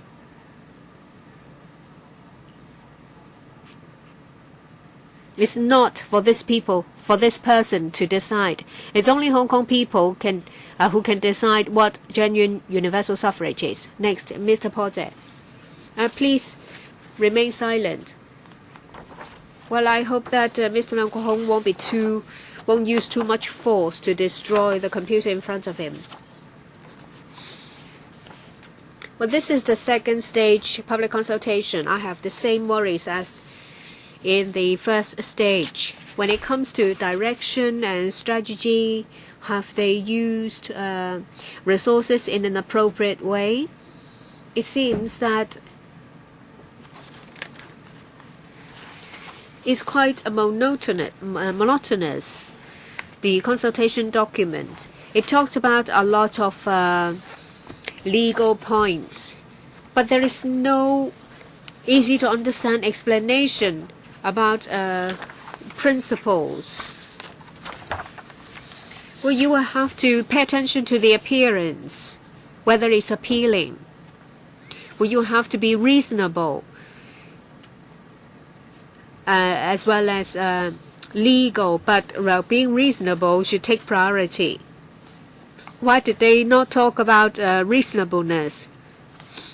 Why did they only talk about legal principles? A lot of Hong Kong people are quite busy. They don't have the time to digest the information in the consultation document. Yes, in some places there are civil nomination. There is one in the U.S., but it's rarely used because there is good reason. There is an electoral college in the U.S., and they will screen the candidates before voters are asked to select.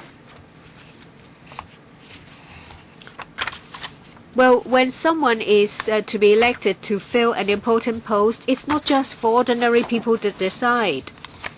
Say, for example, in the selection of the chairman of the Bar Association, if Hong Kong people are asked to vote, then they don't know who's who. It's for the people in the trade to decide because they know better.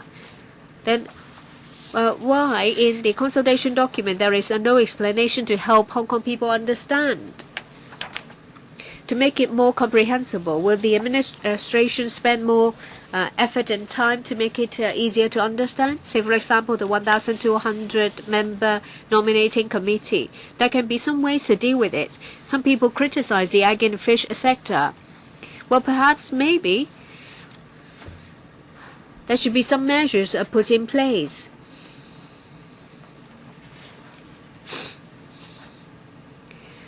You always fight for what you think you will get, even though the chance is slim. Is it the case that the administration has not done its work properly? They're just asked to ask us to accept this rigid framework without doing a bit more. Well, it's always been difficult when it comes to writing documents related to constitutional development, because we have to elaborate complicated ideas in plain language to explain to the public. Different from previous practice, we have put in an introduction. We added a personal touch in a form of the trio talking to the public. We explained to the public that the decision will have to be made on the basis of a certain stance and certain decisions. We still have time. We will attend a lot of seminars. We will pay attention to what Mr. Zhe said so that our explanation will be more targeted. Next, Mr. Stephen Ho. We've heard from a lot of members. Some of them kept talking about figures. Say, for example, there was 70% support and 60 to 70% of Hong Kong people support the second stage consultation paper. They would like the LegCo to endorse it.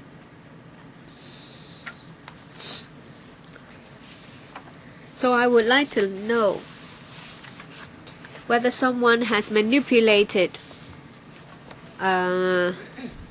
public opinion poll, or should it be used as a reference? Someone likened the proposal for universal suffrage as gutter oil. I beg to differ. I've heard another view from the public that the genuine universal suffrage proposed by some is actually poison coated in sugar. Hong Kong society will become unstable, so they're not going to support the package. But some members of the public also say that universal suffrage is good, but a stable livelihood is also important, so they'll also give regard to that when deciding whether or not to support the package. So some people may deem the package more conservative, but others deem the package practicable. So I think we have to explore how members of the public are to judge this package. I think the public will pressurize political parties to make a decision that is practicable. Well, just now some members mentioned the 4 sectors and try to compare sectors 2 and sectors 3. That's not fair. A perfect system is bound to be complicated, and sometimes it's difficult to explain clearly a complicated system. Total universal suffrage is, of course, good, but as a result, Hong Kong may lose some core values. We have to understand that there are different electoral methods, direct elections, indirect elections, as well as consultative methods as spelled out in the Basic Law for those sectors. So we need to let those sectors become highly recognized. There are not just 160 people in the egg and fish sectors. We don't just have 160 fishing vessels. And for the live chickens, we only have 30 farms. If we just use universal suffrage to handle the egg and fish sector, it will not be fair. It will be a kind of violence on the basis of head counts. So maybe we should come up with a more scientific method. Some councillors have actually uglified the egg and fish sector. Take, for example, the labor sector and the religion sector, those remarks were not fair. So, CS, do you agree that the U.S. presidential election is direct election, universal suffrage, or otherwise? And for the upper house, for the Senate, do they have universal suffrage? Well, time's up for you. It's very difficult for the CS to give you an answer. So let her answer your questions on another occasion. With CS, I still have 6 members on the list, and I also have a 7th one. Chen Kim-po, Priscilla, Martin Liu, Chen Yunhan, Ip Kwok Him, Jeffrey Lam, and Michael Tian. So CS, you may have to stay on for a little while longer. So no more second round. Mr. Chen Kim-po. Thank you, Chairman. According to this consultation document for the second round of consultation, a 1/10 support from the nominating committee will be all right. So the Pan-Democrats may also be allowed to run. So this is actually the excellent option. Is by secret balloting. So absolutely the Pan-Democrats have a chance. So the Pan-Democrats shouldn't lose confidence. I think it's better for them to think of how to rule Hong Kong. And then many of our councillors want to make things so rigid that there's no turnaround. For example, they allege that the task force of 3, or that is the trio, did not reflect the true public opinion to the NPCSC. In fact, the NPCSC decision should serve as a first step. We shouldn't use the term pocket it first. You should take this first step first. So call it the first step. That is not to use the expression pocket it first, and then in future there's room for enhancement. And then yes, every now and then there are these remarks that if the package is vetoed, Hong Kong will be thrown into chaos, huge chaos. It would be disastrous. Well, many people want Hong Kong to be in chaos, so don't use that expression because some people want it, and that may not be the result. And Mr. Mangok says that he prefers starvation to pocketing this package first. Well, in the past decade or so, Hong Kong was not too poor. This package is not considered to be perfect by many people. But if we don't have this package, what will happen? What will we have? Well, Pan-Democrats, I'm not targeting just 4 of them. I hope all the 20-odd Pan-Democrats will understand that members of the public do have an expectation. They want to take a first step first and then proceed gradually later. If they veto the package, they're not honoring their promise during the elections. They're not acting in accordance with their conscience. Just conduct some polls. If 60 to 70% of the respondents want to take this first step first, will you follow their opinion? And then CS, I have a question for you. Will you strive for a certain form of recognition, not undertaking? That is, this is a starting point. In future, there's room for improvement. Say, we can have 3,000 persons in the nominating committee instead of 1,200, or in the election committee. Yes, well, I agree with Mr. Chan's remarks, particularly the final part of his remarks. The clearest explanation is in the Basic Law as well as the NPCSC's interpretation of the Basic Law. I'd like to emphasize that BR 45 and the NPCSC's interpretation in starting this 5-step process for the CA election are all existing mechanisms. And for the leaflets published by us, at the end, we make it very clear that after 2017, we can further enhance the electoral systems. So we should march forward, and we are very willing to reflect this view to the central authorities. Dr. Priscilla Leung, Mr. Chairman, constitutional reform should progress in a stable and reliable manner. But the pretext is stability, such that we can maintain stability and prosperity. Last year, we started to talk about constitutional reform, and then the nominating committee was demonized. Well, very seldom did we change from passive to active. I think we have a capitalist system, a low tax regime, etc., etc. We should maintain all these systems and at the same time balance the interests of all sectors of the community. All along, we are very passive. We've been demonized. And some young pupils also say that they want universal suffrage rather than the nominating committee.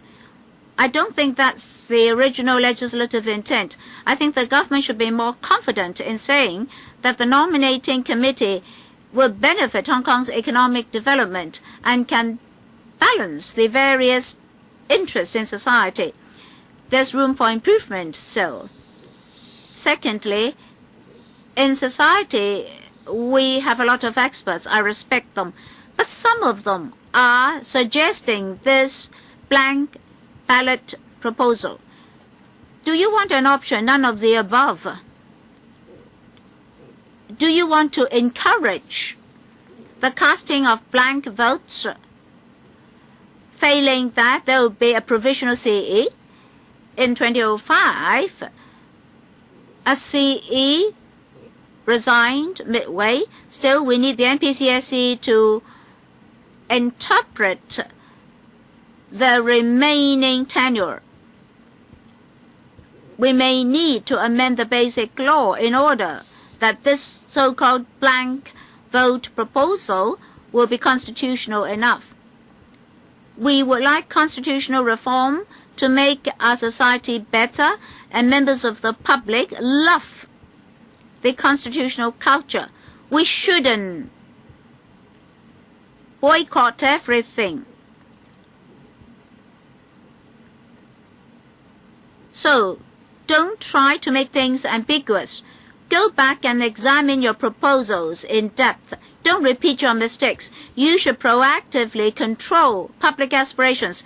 Don't let the public feel that your proposals are practicable. Some dedicated persons have been leading the public, but in fact their proposals do not comply with the basic law.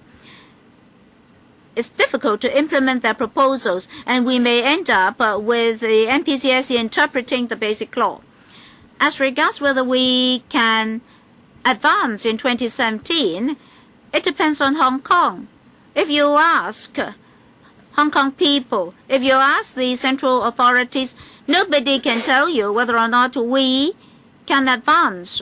We must take the first step first, such that Hong Kong will become more prosperous and our electoral system is more recognized before we can further advance. Don't encourage people to cast blank votes.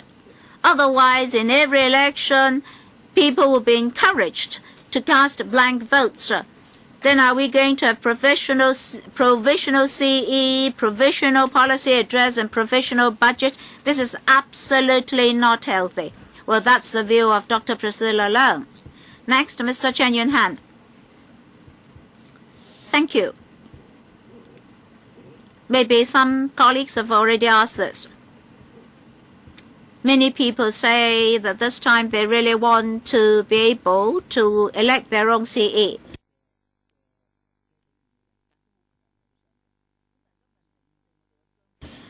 Different people have different concepts, but all of them want to elect their own CE.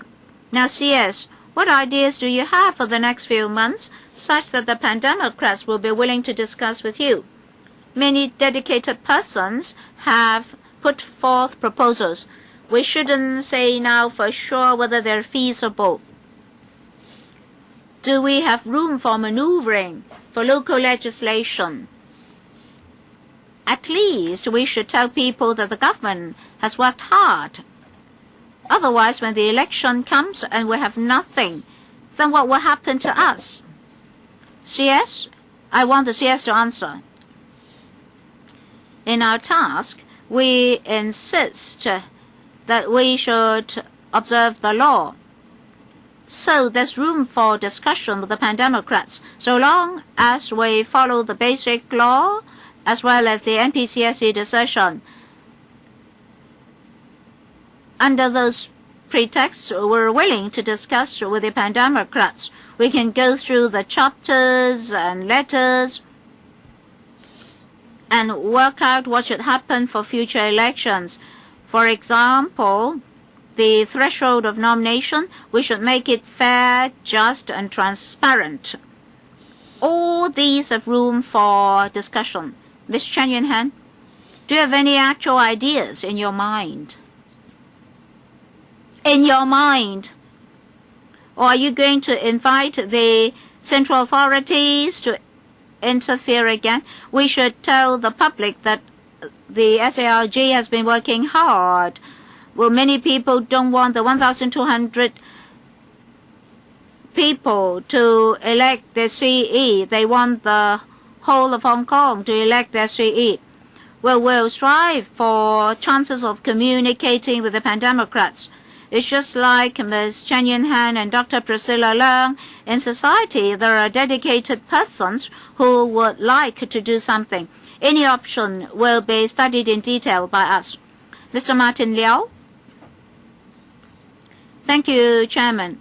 As far as I can understand from the letters of the NPCS decision, it will apply to the 2016 election, 2017 CE election, and the CE elections and LegCo elections thereafter. So, whether or not we can implement reform for the 2017 CE election, the NPCSC decision on the 31st of August last year will still be valid. It is still part of our constitutional law. So I'd like the CS to tell me whether my understanding is correct. And if it is, then the administration has the responsibility to tell Hong Kong people that the NPCSC August decision will not become invalid because the proposal is vetoed. And I also have a couple of technical questions. If the proposal is vetoed in 2022 and 2027, the two CE elections, we still have the NPCSC August decision, right? And there are two possibilities. One, to implement it, and two, to change it. Of course, it's to be done by the NPCSC, or it's withdrawn or revoked. And this also has to be done by the NPCSC. So whatever it is, to implement it, to veto it, to change it, well, is it the case that in 2017 we would go ahead? In 2022 we will just complete the remaining two steps, or we have to start from scratch? And if it is withdrawn or if it's changed, do we have to start afresh with the 5 steps? The Chief Secretary talked about improvements. Is it the case that they will have to first implement the Universal Suffrage within the framework of the NPCSC decision and basic law before there can be any improvements? And if it's not implemented, can we have any improvements? I'll take the first question. If you refer to the 6th of April 2004 NPCSC decision, in Part 2, that is Article 7, in relation to Article 7 of Annex 1 of the Basic Law, it is in relation to the approach of a CE election after 2022 2017.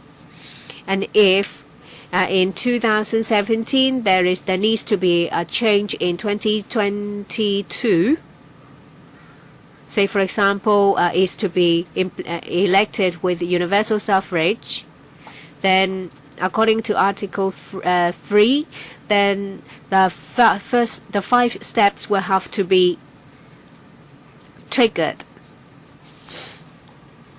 That is in relation to the interpretation Article 3. So if there needs to be changes with the election method, and that involves Annex 1, Step 1 will have to be taken again. So will the effect of August NPCSC decision still in existence? Yes, because the August NPCSC decision did not say that it only applies to 2017. If there needs to be improvement, then the 5 steps will have to be re-triggered. What if it's vetoed? And if in 2017 the chief executive thinks that in 2022 the CE will have to be by universal suffrage, then the 5 steps will have to be taken. I reckon there will be consultation and there will be a report. Depending on the views collected, the NPCSC will have to consider whether the August NPCSC decision is to be taken as a whole or changed in accordance with the then situation. Mr. Kwok Kim, I listen intently with the legislators. And NPC and Mr. Leung talked about everything is to be decided by one person, and Sin Chung Kai said that we lean on them with public opinion. If they are afraid of public opinion, then why don't they follow public opinion? And there's also mention about political ethics, where if that the LegCo will have to be disbanded in accordance with Article 50.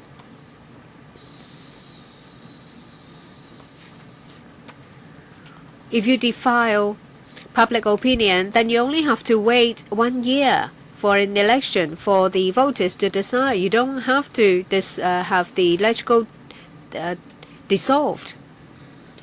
And Dr. Fernando Zhang has a 5-year-old mentality. And I'd like to say that I agree that for the 2017 CE election, we have to seize the opportunity. I don't agree that you would rather stand still than go the wrong way. We have to take a step at a time. There is always a better alternative. You fully understand it, don't pretend.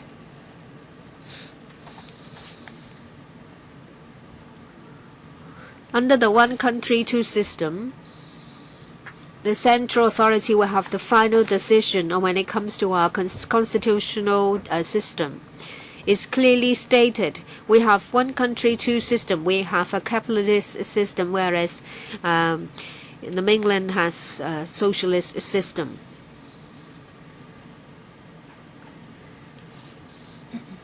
If we desert the basic law or the NPCSC decision, then it will be meaningless. Now they would like to veto the NPCS. They would like the NPCSC August decision to be revoked. Majority of the opposition keep asking to have the NPCSC August decision revoked. Can it be revoked? The Chief Executive said he would talk to the opposition. Mr. Raymond Tam said that he is very pessimistic that the proposal will be vetoed.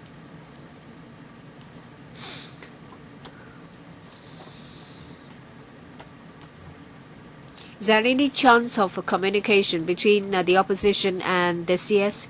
Article 49 and 50. We have sought legal advice, and we've had a discussion with the LegCo. It is in relation to local affairs. In Annex 1 of the Basic Law, that the interaction and the pros and the flow between the Hong Kong SAR, LegCo, and the MPCSC have been clearly stated in Article 7. I have replied to both points. First, if the proposal is vetoed, it doesn't mean that in 2017 we can trigger the 5 steps. And I have said it adamantly and in no uncertain terms. 2, we are sincere in maintaining communication with the Pan-Democrats, hoping that they will change their mind. Mr. Jeffrey Lam. We have seen that in the past few months a lot has happened in Hong Kong. We have learned from opinion polls about public opinion that they would like Hong Kong to move forward. They would like to have one person, one vote to return our next chief executive in 2017. A small group of people, including Pan-Democrats in the LegCo, would resort to radical means to express their views. They would like to remain in the limelight. But Hong Kong has to act in accordance with the law. That applies not just to legislators, but to members of the public as well. We should not advocate illegal or radical actions. I've heard from some Pan-Democrats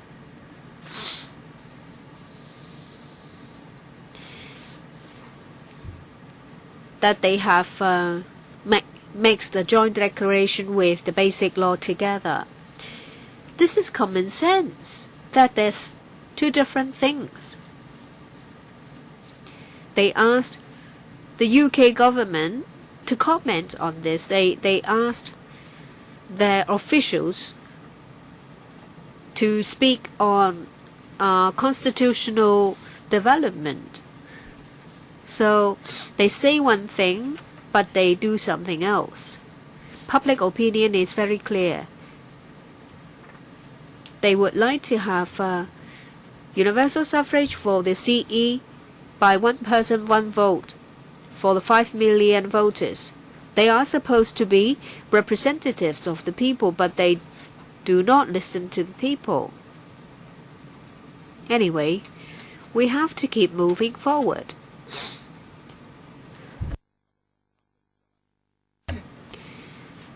Miss Emily Lau is here wearing blue, not yellow. Does it mean that she has expressed what she thinks? I have a question for the CS.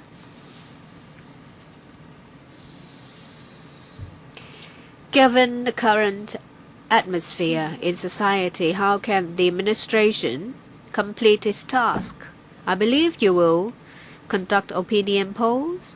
CS, you said that you would go to the 18 districts to communicate with people, with young people. But don't forget about our elderly people.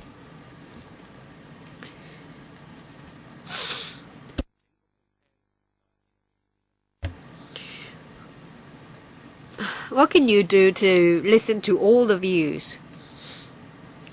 In the coming 2 months of public consultation period, we will endeavor to communicate and discuss with the public.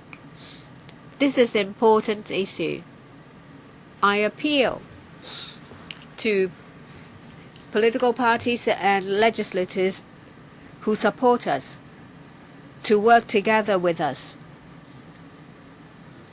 to give more chance for Hong Kong people to express their wish for our constitutional development to move forward. Mr. Michael Tian, I'm from NT West. After the August NPC decision, I was asked mostly not about civil nomination, but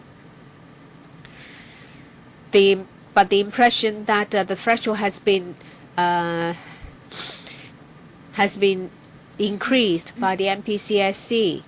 Well, they asked what they should do if the 2 to 3 candidates are not their choice. Well, earlier on, the New People's Party made a proposal. It's a recommendation. Well, the merit is that there will be a positive message that the threshold is 112, which means that no matter what your background is, you will be able to allow to run. There will be lots of opinion poll.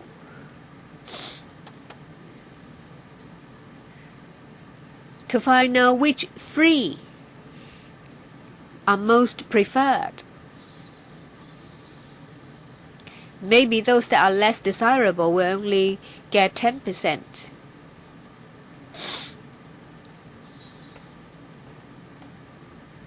And during the opinion polls, people have expressed their wish as to which 3 they would like to see. And that will influence the opinion of the nominating committee. I don't think the committee will nominate the 3 that are not supported by Hong Kong people as expressed in these polls. I made the proposal in the district, and in general, people show that they find it acceptable as long as there is a certain period for people to listen to public views. People would think that they can lean on the nominating committee through public opinion. I have a question for the CS. 2 questions. 1, composition of the delimitation of these sectors and subsectors and the electoral base. Number 1, practicability. Number 2, broad representativeness. Number 3, past experience of serving as councillors of that sector. Well, Mr. Chairman, for the finance sector, 124, and some sectors have tens of thousands of electors. Some electors told me that in the second round, for those sectors with just a few hundred members, there should be some changes. Say, for the finance sector, can we also let all the directors have a vote? That is to change the 120 votes. And for the welfare sector, those in the elderly services can be added. And for the service industry, we can have those in the so-called beauty industry or hair beauty industry. So CS, will you try your very best to lobby each and every sector so as to expand the electorate base and when possible, include more subsectors in a sector? CS, in Chapter 3, we already say that we would like to have discussions within the sectors and subsectors. Last, Mr. Chan Kam Lam. Mr. Michael Tian mentioned what he heard from the Kai Fongs at the district level. Yes, that's the common phenomenon. Same in Kowloon. By and large, the Kai Fongs, when we came into contact with, want to see universal suffrage for the 2017 CE election. I think this is a rational approach. We're now in the second round of consultation. How should we finalize the method? We still have time to discuss. So if we say that at this juncture, we should boycott the consultation or even say that we should be bundled together to oppose the package. It is irrational. I think the expressions genuine universal suffrage and bogus universal suffrage are to deceive the 5-year-olds only. Such approaches are very undesirable. Where is the controversy now?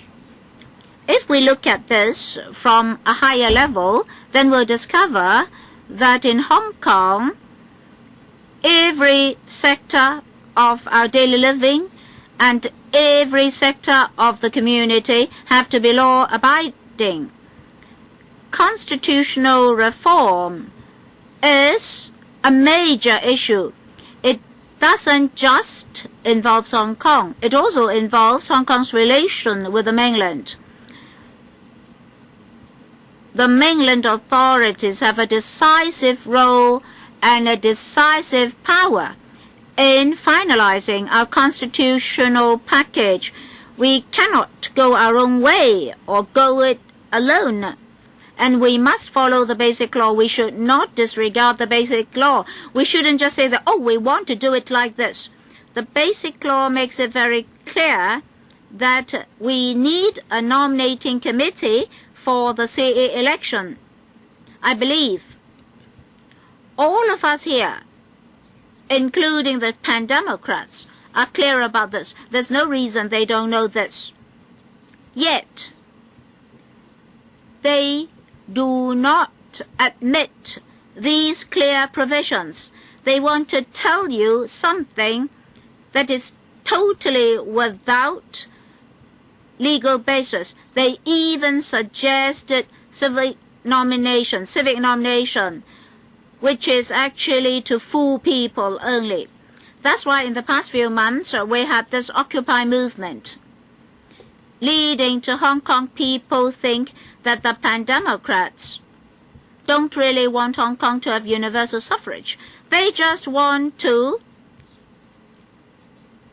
confuse Hong Kong and make Hong Kong chaotic.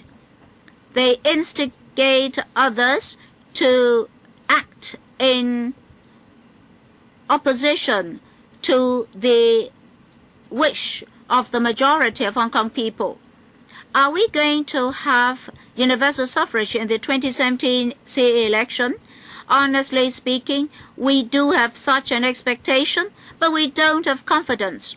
Given the present attitude of the Pan-Democrats, a hostile and rigid attitude, we're totally pessimistic. Anyway, we'll continue to work hard. We hope that in 2017, every citizen will have the right to vote for their CE.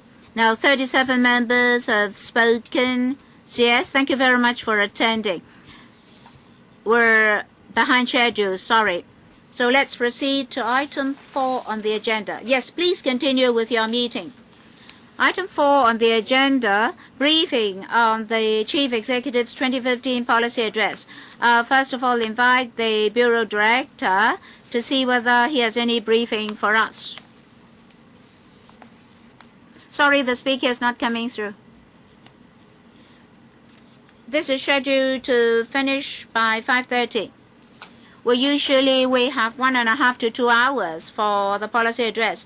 If we only have half an hour, well, originally we had 1.5 hours, but just now we spent more time on constitutional reform.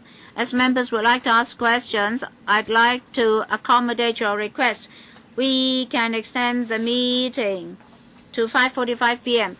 Well, we have very few members now. Maybe by the end of the meeting, all members will have spoken. Well, Secretary, would you please try to be as brief as possible? Members have any questions? I suggest that I directly take views and questions from members. Excellent. Well, 4 members would like to speak. Frederick Fong, Chan Chi-chun, Paul Tse, and Long Kwok Hong. So 4 minutes per member for the time being. Mr. Frederick Fong. Well, Mr. Chairman, I'd like to refer you to paragraph 3 of today's paper, 3A and 3B. That's about legislative amendment.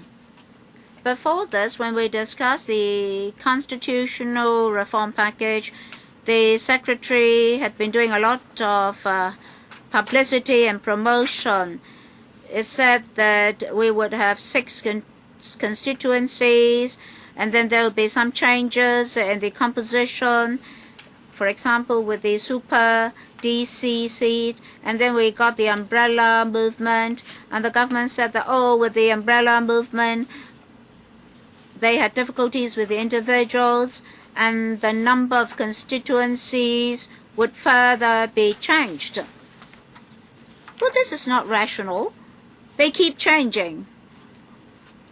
When they say something, they must have reasons and justifications. And I hope that the reasons they give are really democratic reasons.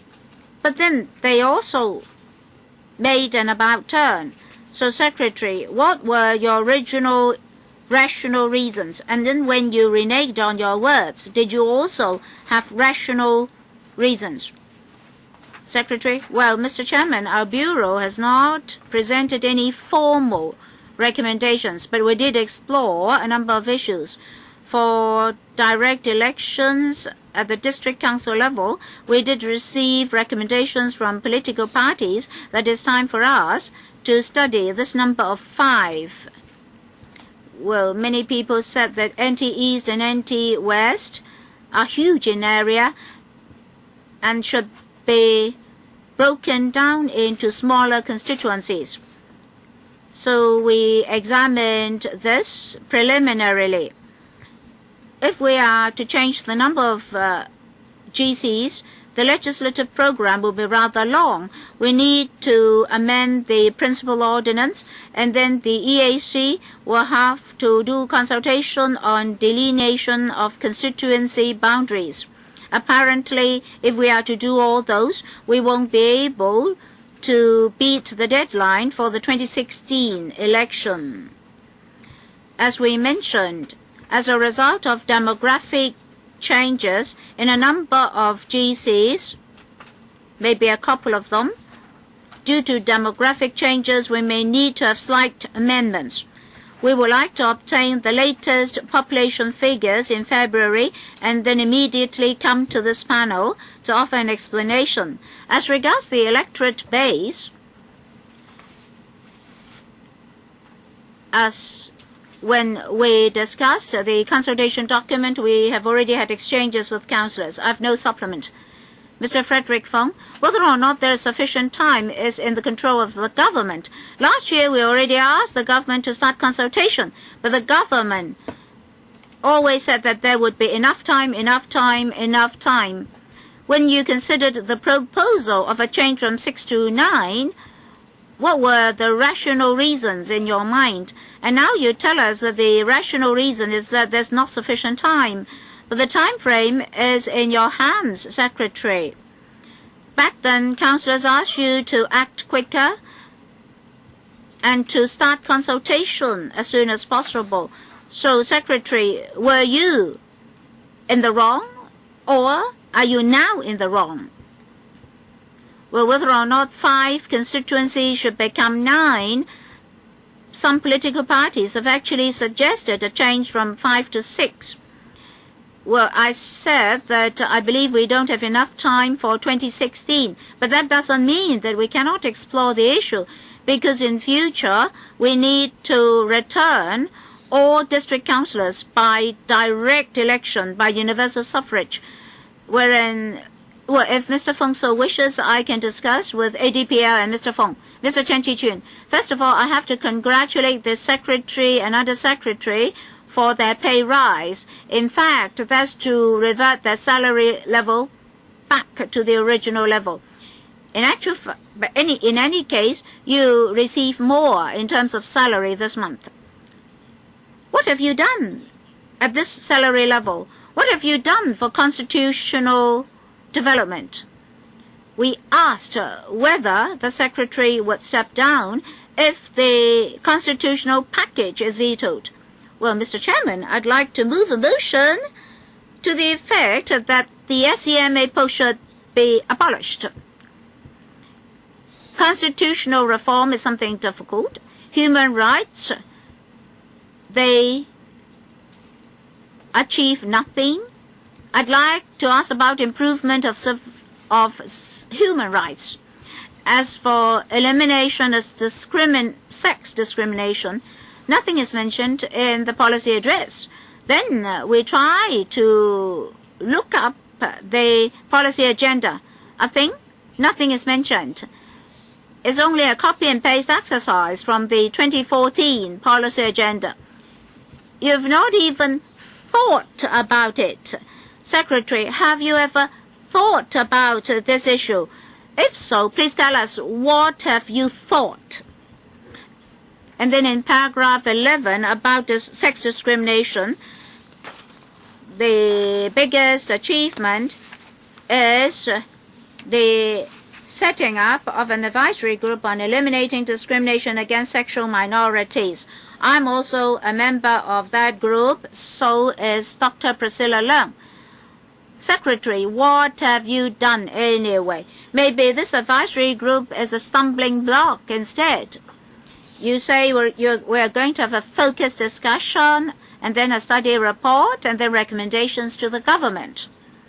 In this paper, the Secretary said that even when the recommendations are released, the administration will only discuss with or have close liaison with different stakeholders and consider how to follow up the recommendations. We would like to have legislative consultation. But no, the government will only go back to the different stakeholders and follow up on the recommendations. So consultation, study, recommendation, consultation, study, recommendation. You repeat that cycle. Mr. Chairman, the consultation will be completed in the next couple of months, we believe. Upon the completion of the consultation exercise, we'll immediately come back to this council to listen to members' views. I think Mr. Chan's concerns are all listed out in the schedule. Maybe we shouldn't have any formed ideas for the time being. We should wait till the study report is released.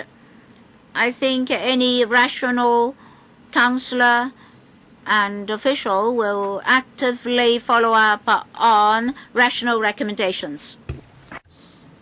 Mr. Chan, so in the policy agenda from the copy and paste, are you doing anything new that we can't see?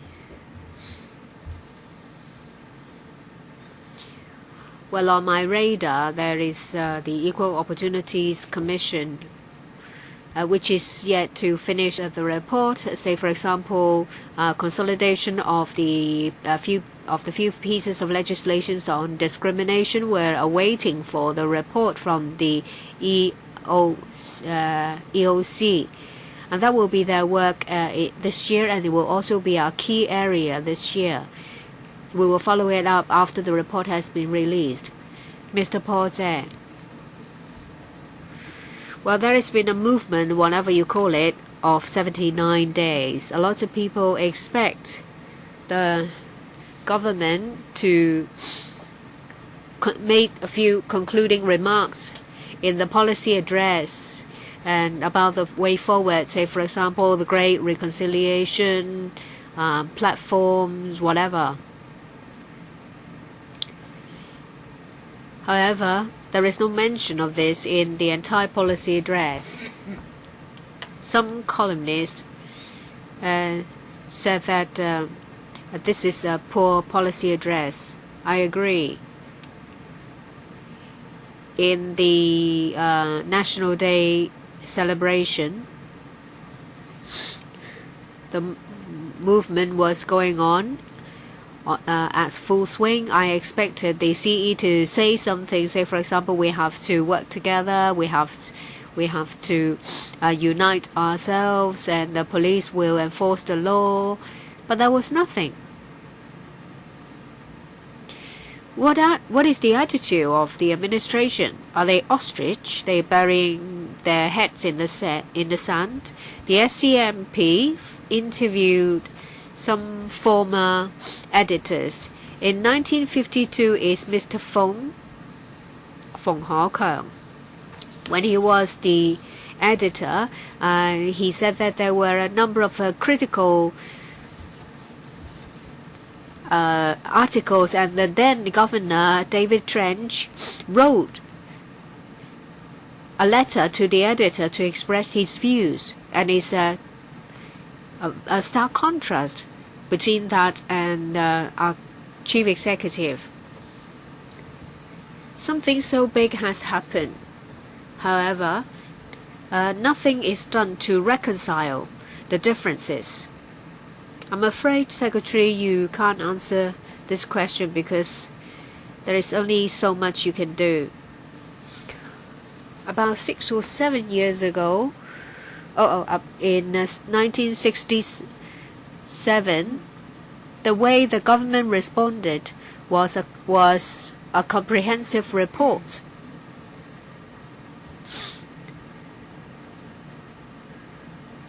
On the reasons why it happened, for the prevention of a future occurrence, and at the same time they have put in place a lot of favorable policies to help with people's livelihood. Yes, currently the government is doing something similar. There can be more communication channels. Instead of having just princelings or your friends to sit in advisory bodies so that you will only listen to one voice. Will the administration consider follow-up actions, different follow-up actions to deal with the aftermaths of the Occupy movement? There aren't too many avenues we can explore with our existing advisory system, but we will listen to Mr. Zhe to enrich our communication channels.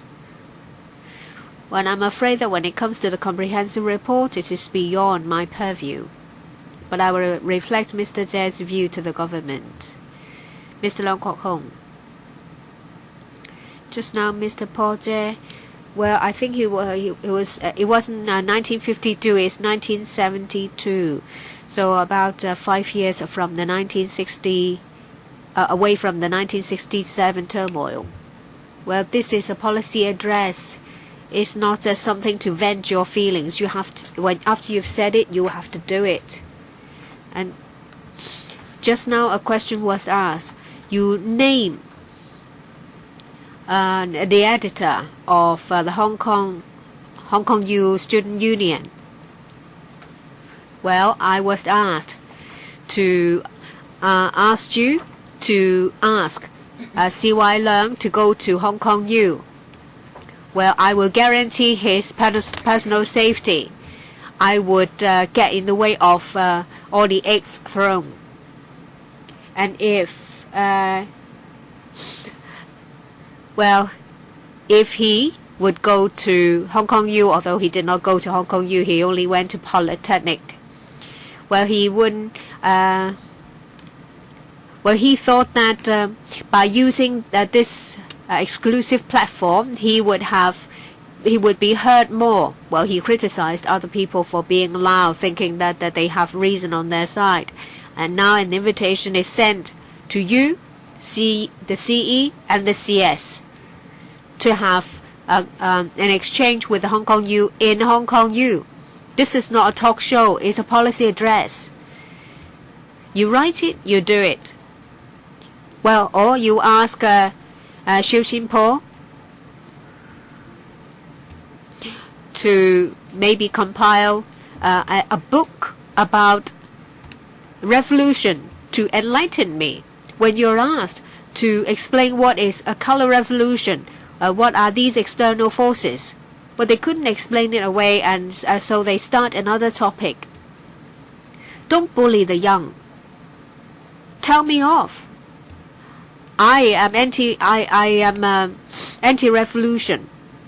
You write it, you will have to do it.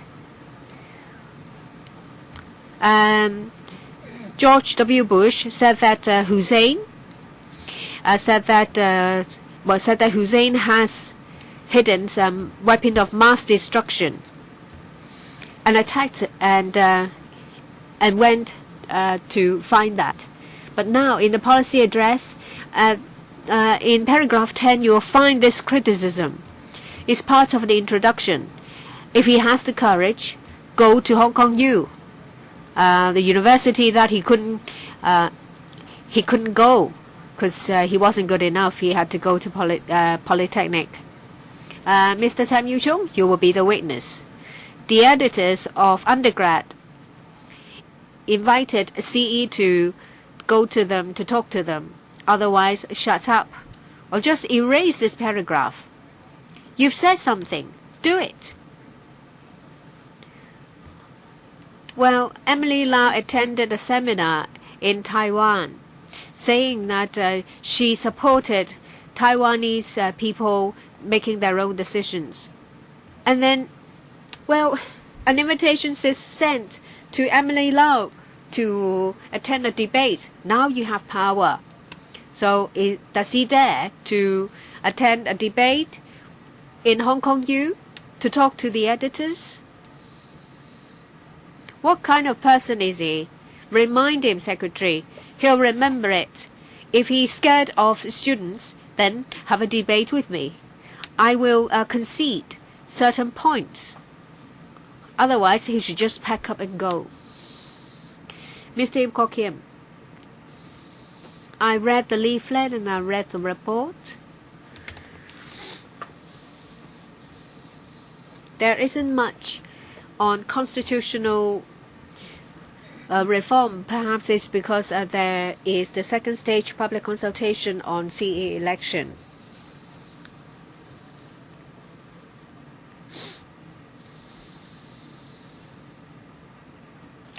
And I see that when it comes to the district council election in 2016, the remuneration, duty visits, there are new measures. It's good because support to district councillors is very important. But I would like to ask the Secretary to elaborate. You mentioned that after the start of the next term of district council, you would consider changing the delegation of power of decision making and coordination. Can you elaborate on that? How? I'm sure there will be a consultation when it comes to district management, say, of issues like obstruction. Well, residents would like to participate. I see that there is $20 million dollars is earmarked to support district improvement works. When it comes to minor issues, district-based, would you consider giving more resources so that something can be done? Well, now there is the District Facilities Management Committee. Will more power be delegated so that residents will benefit? Secretary. In the policy agenda of Bureau, well, next month, when it comes to the review of relaxing the election expenses and also financial assistance maximum amount, there will be consultation. Mr. Ip may recall that in Yuen Long and Sham Shui Po, there was a pilot scheme. The idea is that the district officer will have the support of government departments to resolve district issues in a more effective way. At the central management level, different government departments will support them, will support the district officer. It's been well received. The HAB will consider whether to extend it to other districts. And that will be a chance for Mr. Ip to further explore it with the HAB. I do not participate in district participation. Perhaps you will take it up with the HAB. We'll be happy to hear your views. No other question? Well, the meeting is scheduled to finish at 5:30, but we have Ms. Sito and Mr. Lee Cheuk-yen. We'll let them ask questions before this meeting comes to a close. Mr. Lee Cheuk-yen. Well, there are lots of high-sounding measures in the policy address, but you say one thing and does another. Promotion of basic law. What promotion? The basic law stipulates that we have freedom of expression, we have academic autonomy and freedom of expression. However, C.Y. Leung does something completely different. He has public power. Everything he says will have an impact on those without power. If he uses his public power to criticize and denounce a student group, he is influencing academic autonomy and also freedom of expression. So when it comes to the promotion of basic law, will you quote these as examples, saying that, well, C.Y. Leung's move is a breach of the basic law? I think that will sound more like it.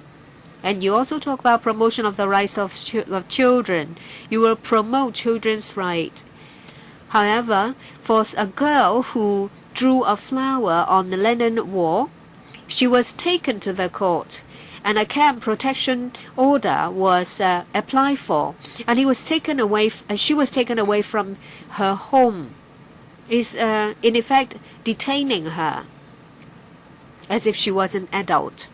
These examples show that children don't really have any rights, and our administration is not sincere in promoting children's rights, and they are suppressing freedom of expression. From those two examples, we can see that you say one thing but act the other. So those two examples are actually counterexamples. You're just telling people that the police officers took away the right of a teenager instead of protecting children's rights. Well, this year is the 25th anniversary of the Basic Law, and we'll organize some activities. May I defer to my colleague for the details? No, I'm not asking what he would do after the 4th of April. I would like to ask him about those two counterexamples. Mr. Chairman, in our Bureau, one major task is to promote the Basic Law under the steering committee with 5 working groups. And through those 5 working groups, members will come to understand the different levels of Basic Law.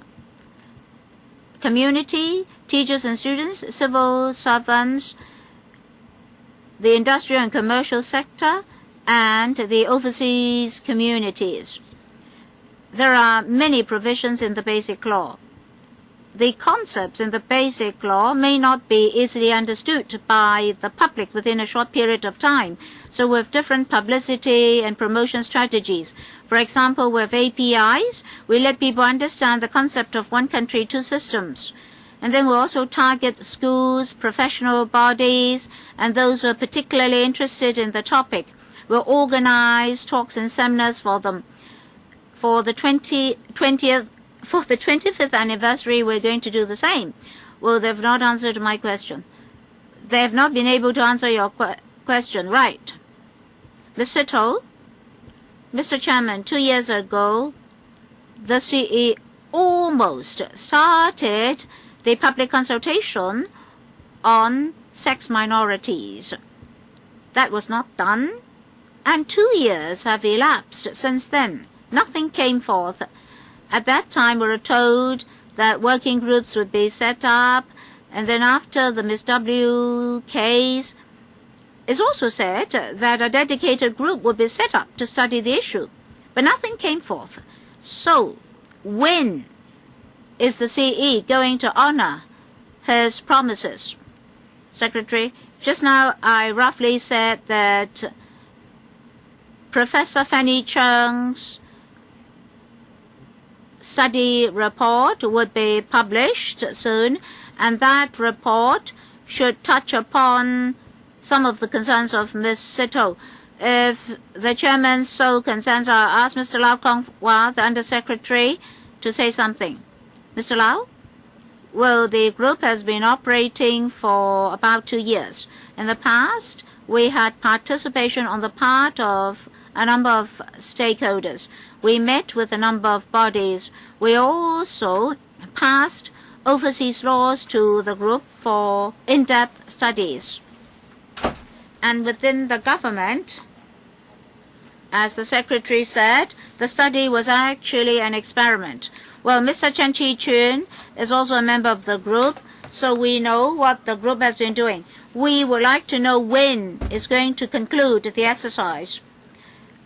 In the Catholic Church, a core member responsible for education also told me that so long as marriage is not touched upon, they can accept the proposals of the sex minorities. Well, even the religions are prepared to accept new ideas. What about you? 2 years have lapsed.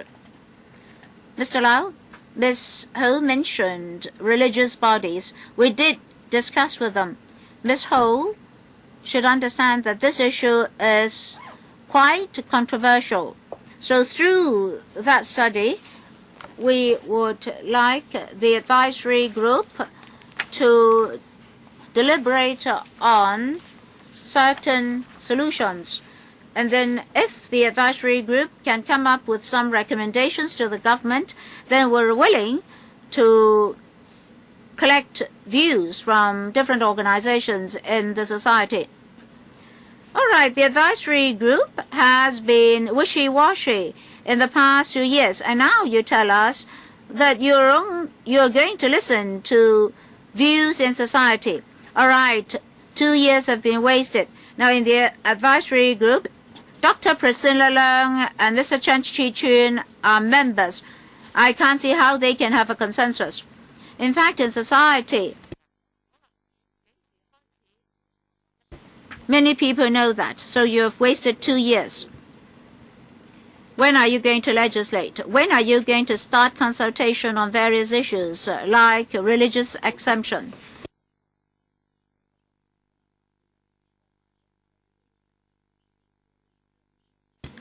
Mr. Chairman, I do not agree that when we put people with different views together, there won't be any result.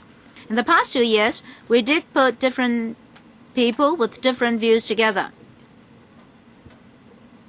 When we handle controversial issues in society, this step is a must. So I do not agree that the 2 years have been wasted. Of course, considering Ms. Ho's concerns, we already said that precisely because the issue is controversial, we have to be prudent. And when public consultation starts, we would like to have the views of Ms. Ho. Unfortunately, they've wasted 2 years. They should have started in November 2012. All right? So next item on the agenda, any other business? No? Our next meeting will be held on the 16th of February, a Monday at 2:30 p.m.